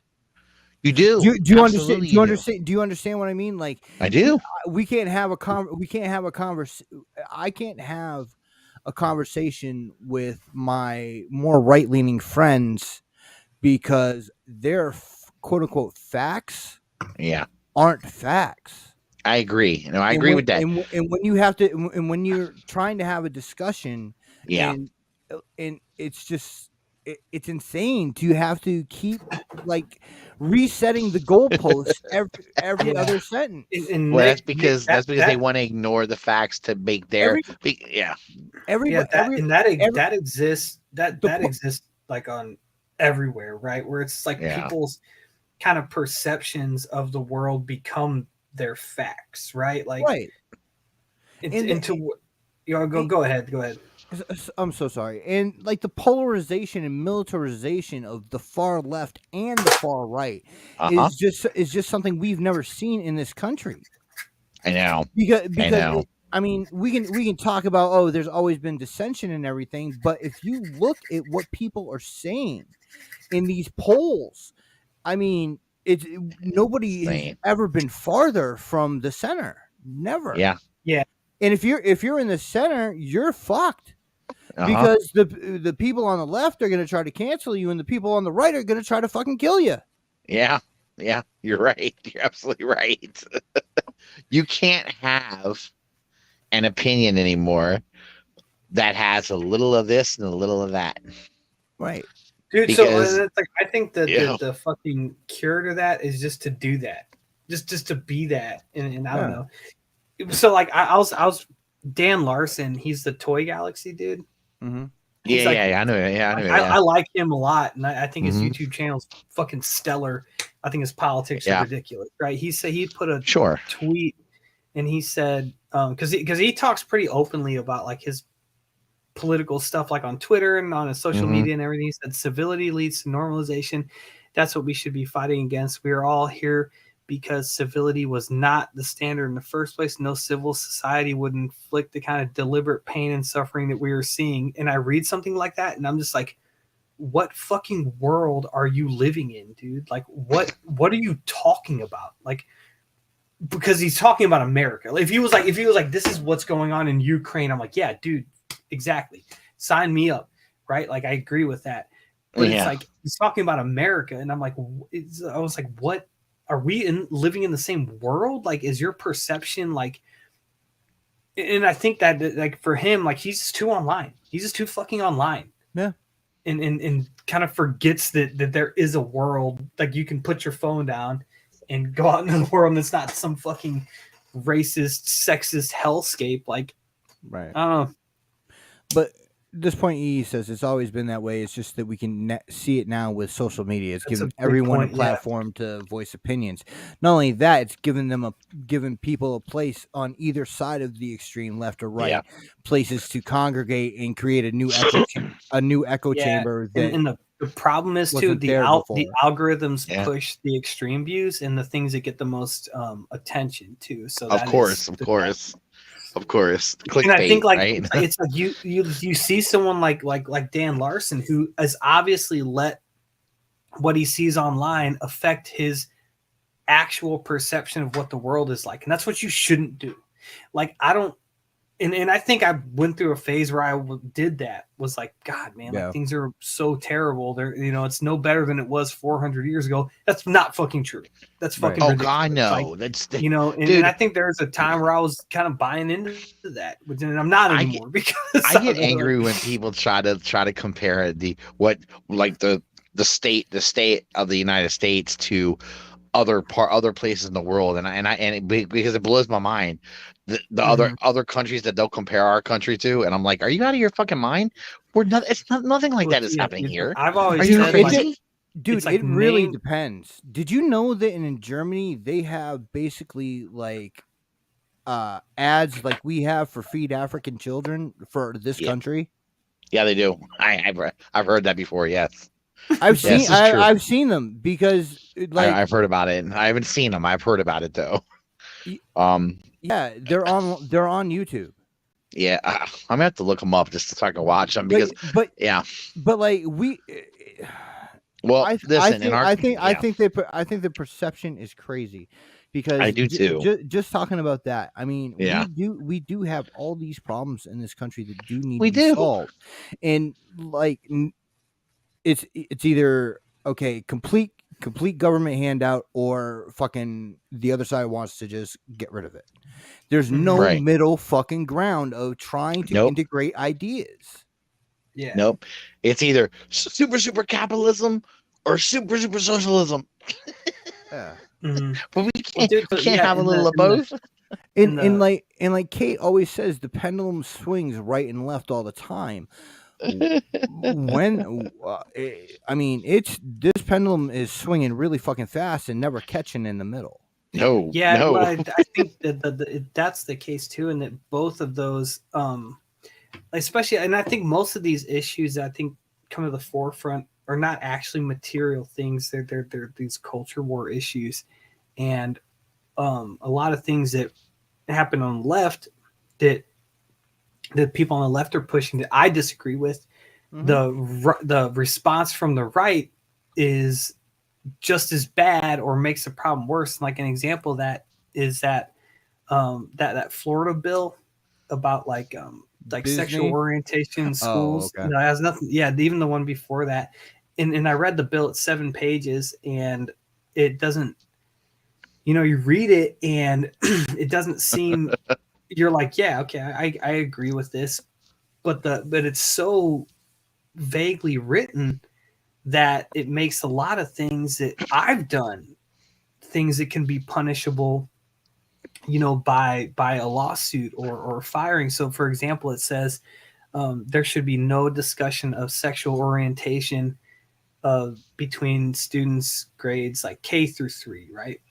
Right. Which is fine. Like I would be okay with that if they were to say like I wouldn't necessarily maybe want my son in kindergarten through 3rd grade having their teacher be like, okay, so this is what it means to be straight and this is what it means to be gay. I don't think that is necessarily appropriate. I think that's something that should happen in the household. I mean, we and I've said as much on this show maybe last week, but I do too. But I feel like what happens is if you're a teacher who's gay and you say, and for me, for example, if I was gay and I said, what did we do this weekend? Me and my husband, we took our son to the zoo and did this and that and then whatever. Okay, let's start reading. I mentioned my husband. Is that me discussing my sexual orientation? Right. I think because someone's gay that gets flagged as such. But if I say, like I did in my class this week, me and my wife went to Chop House for Mother's Day or whatever. That's me discussing my sexual orientation by saying that I have a partner who's female. Yeah. So you're right. Which would not blip on anybody's radar. So it makes both those conversations kind of below board, and I don't think that that's an appropriate response to that. I think they could have done some things to word it more carefully. I think they could have maybe emphasized like parameters of what that looks like, what those discussions would look like, but that would just take more work and a little bit more thought and care, which wasn't what happened with that bill. So like I want to go really hard on something, but like I'm gonna be good.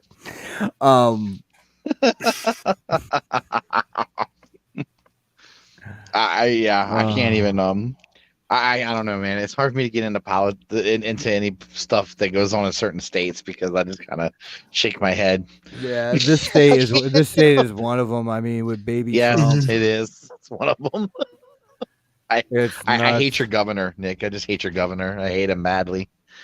I think he's a first class fucking terrible, just a terrible person, dude. He's first class schmuck. He's definitely a culture warrior. I think he does it better than Trump did. I think he's more palatable to people. Yeah, but I think he is peddling a lot of the same ideas. And I said, with that, a bill is an example of a response to almost an imagined problem. Yeah, well, a response to a problem that either doesn't exist or exists on such a small scale that it's never going to fucking affect any of their constituents, right? But I think he wants to appear as though he's being tough on these things. You're being tough on Disney because they did this, and you're fighting for free speech because that's an important thing. But because Disney said that they disagreed with this bill, we're going to punish them for their speech. Like, the principles are like smashing on top of one another to where it comes off as being unprincipled. And then the thing is, man, is he's stubborn enough to push this fucking Disney thing through. And it's gonna fuck everybody in the state. Everybody in the surrounding area's property taxes are gonna go through the fucking roof to make up for that money that Disney isn't gonna be paying anymore.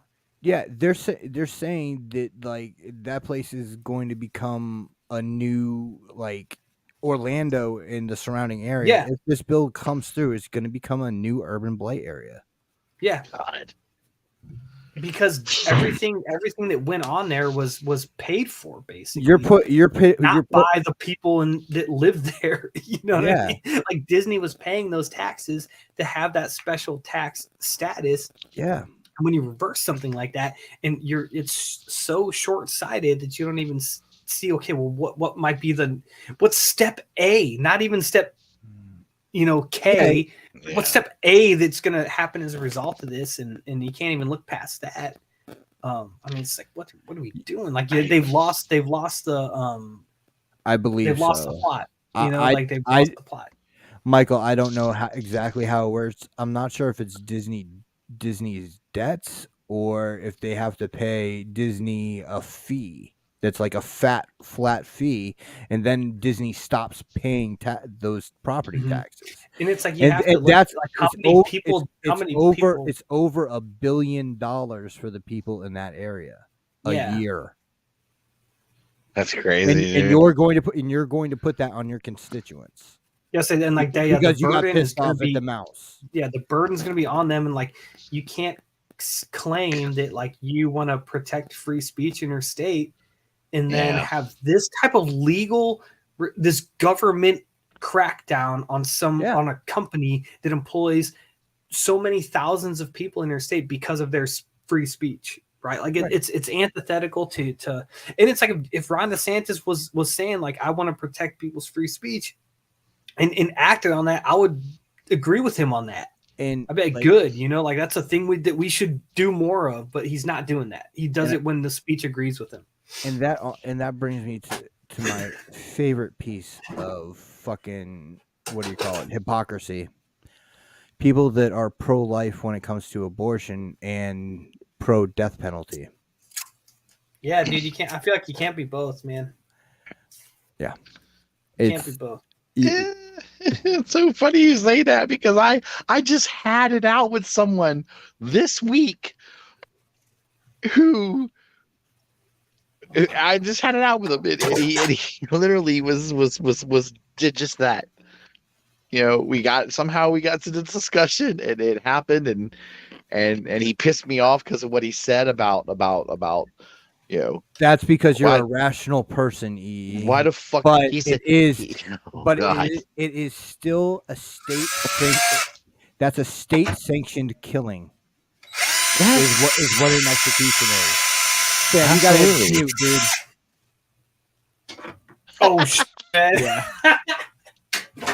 But no, the reason why I use that is because they're talking about that in abortion, people that are anti-abortion say that life starts at conception. Well, if that's a life that you're protecting, right? That's their whole idea of being pro-life, right? And you proudly proclaim that you're pro-life. You need to be anti-death penalty, right? Because whether you like it or not, a criminal, I know it's a criminal, but that's still you. That is still a life. God sanctioned that life. You didn't. Right. It's God's responsibility to take care of that life. Just like they would say that God created that life. A woman shouldn't be allowed to kill it, right? Okay. But then why are you allowed to kill this person's life, take this person's life? That's God's life to take, right? Right. I mean, I don't get the other. And if it's good for the goose, it's good for the gander. Yeah, I don't get it. To me, it's a huge hypocrisy. Like even for me, like I'd say more so, and I got this because I heard it somewhere, like more so that I'm pro-choice, I'm just anti-prohibition. And this guy who on this podcast I listened to, go ahead. Just real quick. Supposedly, we are not a Christian nation. We are a nation of law. Yeah, for sure. We do not have a state sanctioned fucking religion. So there is no argument besides religious against abortion. Yeah. There isn't. No, there's not. There is not a scientific argument against abortion. There's not. No. The argument against abortion. Thing I was just like, he just kind of said something like, he was like, if there's an activity that millions of people across the world do, like, and he said, abortion, like drug use and immigration. He's like, you can't try to stop people from doing that thing because all of them just create a black market for whatever that activity is. No, well, no, it's true. I mean, here's what's going to go down. This is how it's going to probably happen. The Supreme Court is going to say, basically, I think what they're going to do is they're going to gut Roe v. Wade. And they're not necessarily going to overturn it. I think they're going to kind of make it where they're going to put it back in the state's hands. What they're going to do, they're going to say states have the right to say. And the thing with that, I think it's Russ 26 states that have trigger laws that go into effect as soon as that were to sure happen. They do. So they just do a complete ban. But those 26 states are going to have a swarm of women, right, that are pregnant for whatever reason they're pregnant, whatever reason. Okay, If they want to abort let's be honest, if they want to abort those children, they're gonna going do to it. go places where they can abort the kids. Yeah. And so like when you do that, you create what are you going to do? What are you going to have highway patrol stopping people at state borders and giving them pregnancy That's what I'm tests? wondering. How are they going to stop this? Why are you going from Missouri to Illinois right now? Right. And it's, kicking it back to the States, I feel like it is a thing where it's not going to change much for a lot of people, because places like Alabama, Mississippi, like it's already impossibly difficult to get an abortion there anyway. So you're more likely to just go to Illinois, like the one state in the Midwest here that would do it, or just travel to a different state. But again, just creating that black market for it, like, what is that going to help? Is it going? And it's one of those things like with the Disney thing. Like, is this going to create more problems than it's meant to solve? Probably, yeah. Anybody with half a brain can see that. No matter which side of the issue you're on. Mm-hmm. Again, it's just a way of the moral extremist, trying to, and like you said, Nick, we're supposed to be a nation of laws. Yeah.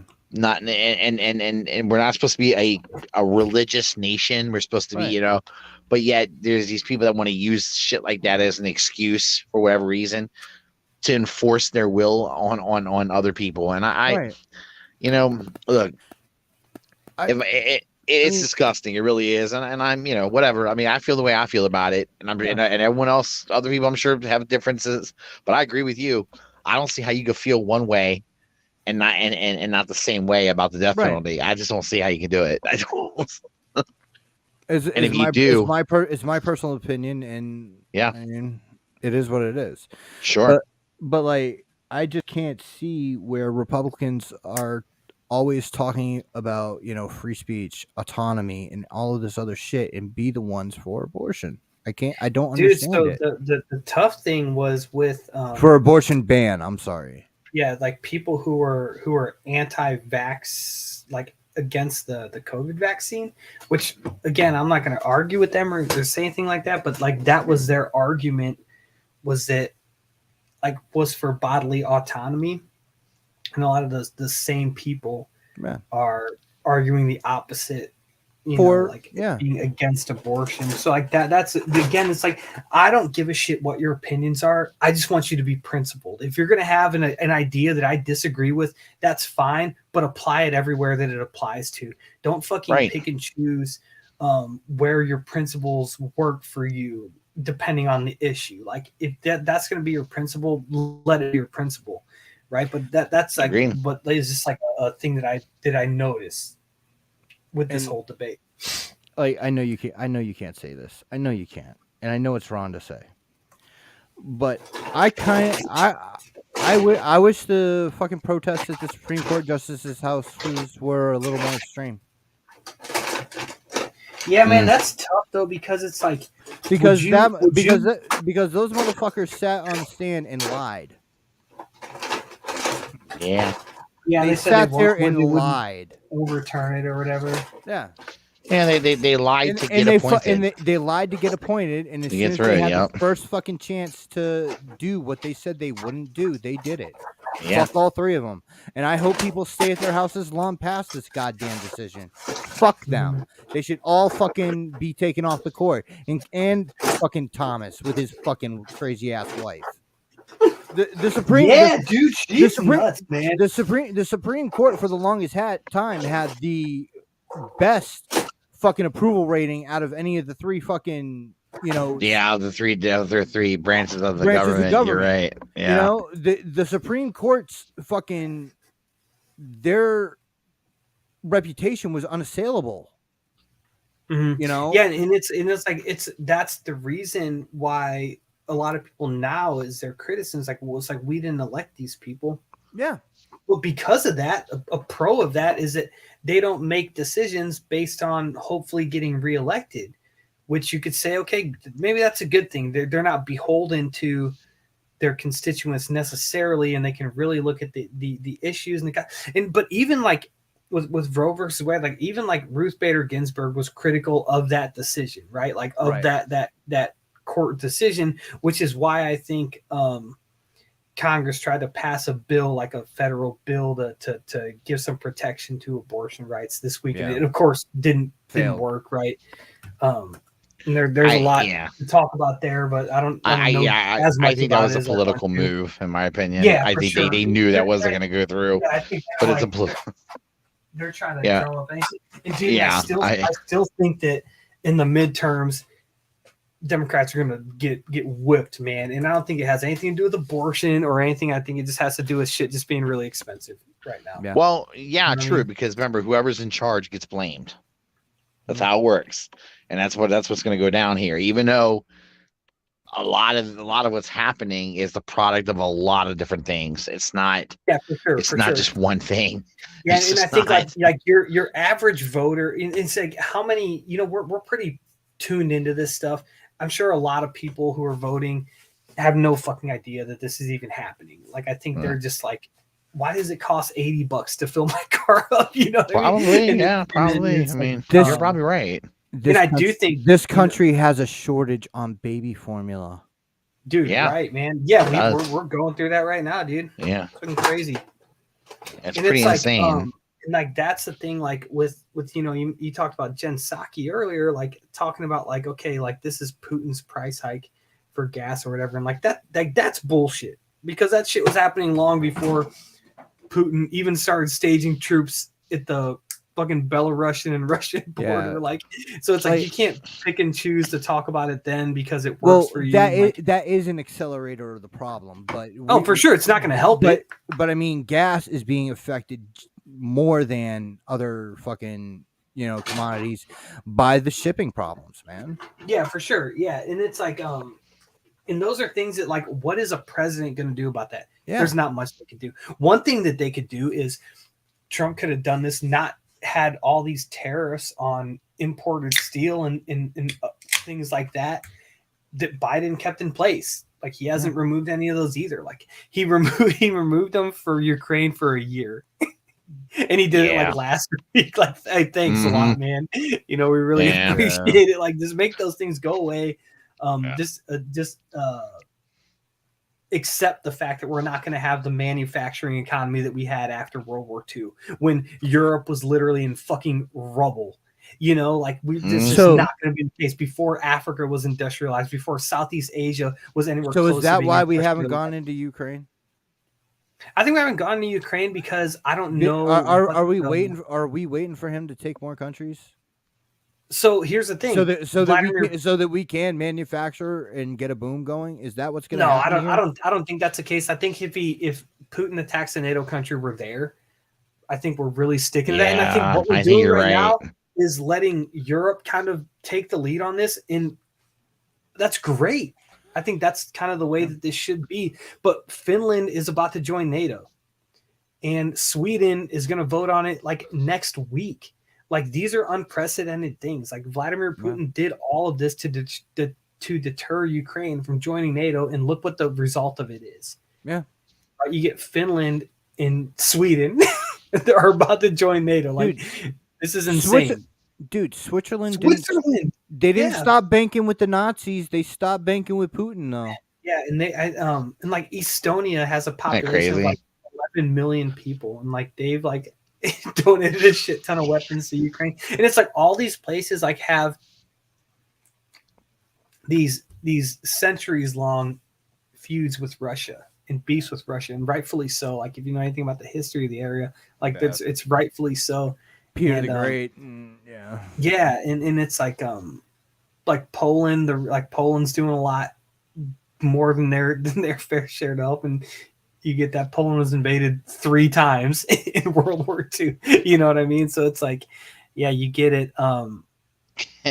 It's I don't know what his end game is here, but I think he's just, and even like the shit with like they kind of pulled everybody out of Kyiv, and they started like stop bombing cities in the west for the most part, when they're still doing a little bit of it, and then they're going to refocus on the east, and they're still not getting the results that they want there. It's just like, man, it's just weird. All I know is the problems of this fucking world are causing my fucking plastic habit to get more expensive, and it's pissing me off. Okay. And I think that's an important note to leave off on. Yeah, definitely. Babe, bring it back home, Nick. You know what is this? My show? goddamn toys are costing me more What money. is this show Fuck about all of you. anymore, man? Dude, we were to be honest with y'all, we were gonna talk Johnny Depp tonight, but I just felt. Oh yeah, we're gonna talk Johnny Depp. I just felt more like free flowing conversation. And I'll tell you what though. I tell you what, we should save Johnny Depp anyway for next week. Because I've heard, I mean, I've been hearing some stories that more shit is going down, man. With Warner Brothers is really trying to decide what the fuck they should do with her and him. Yeah. So it's Nuts. interesting. I gotta, and I'm waiting to see if any more comes about that. So maybe we'll have some more to talk about with it. Because I thought it was supposed to be done by Friday, and that's why I was wanting to talk about it. Yeah, I think there's still more, which is a good thing. It gives us another week to figure it out. Right. So we're just trying to hold on. I mean, I don't know, but and again, more, like I said, more shit around them is coming into play. I mean, there's still more rumors of them fucking firing her ass. Yeah, I don't know. Yeah, and just end it before you get me really talking about Ukraine. All right. I could go solo for 4 hours. All right, guys. As we say every week, I guess we'll have to set up a hangout after the show. It's going to be a few minutes because I got to take a whiz. Yeah. But peace, love, and hair grease. We're out, and as soon as I possibly can, I'll get everybody a link for a hangout. Love you guys. Awesome. Thank you for watching. Later, guys. See you next Saturday. Bye, guys.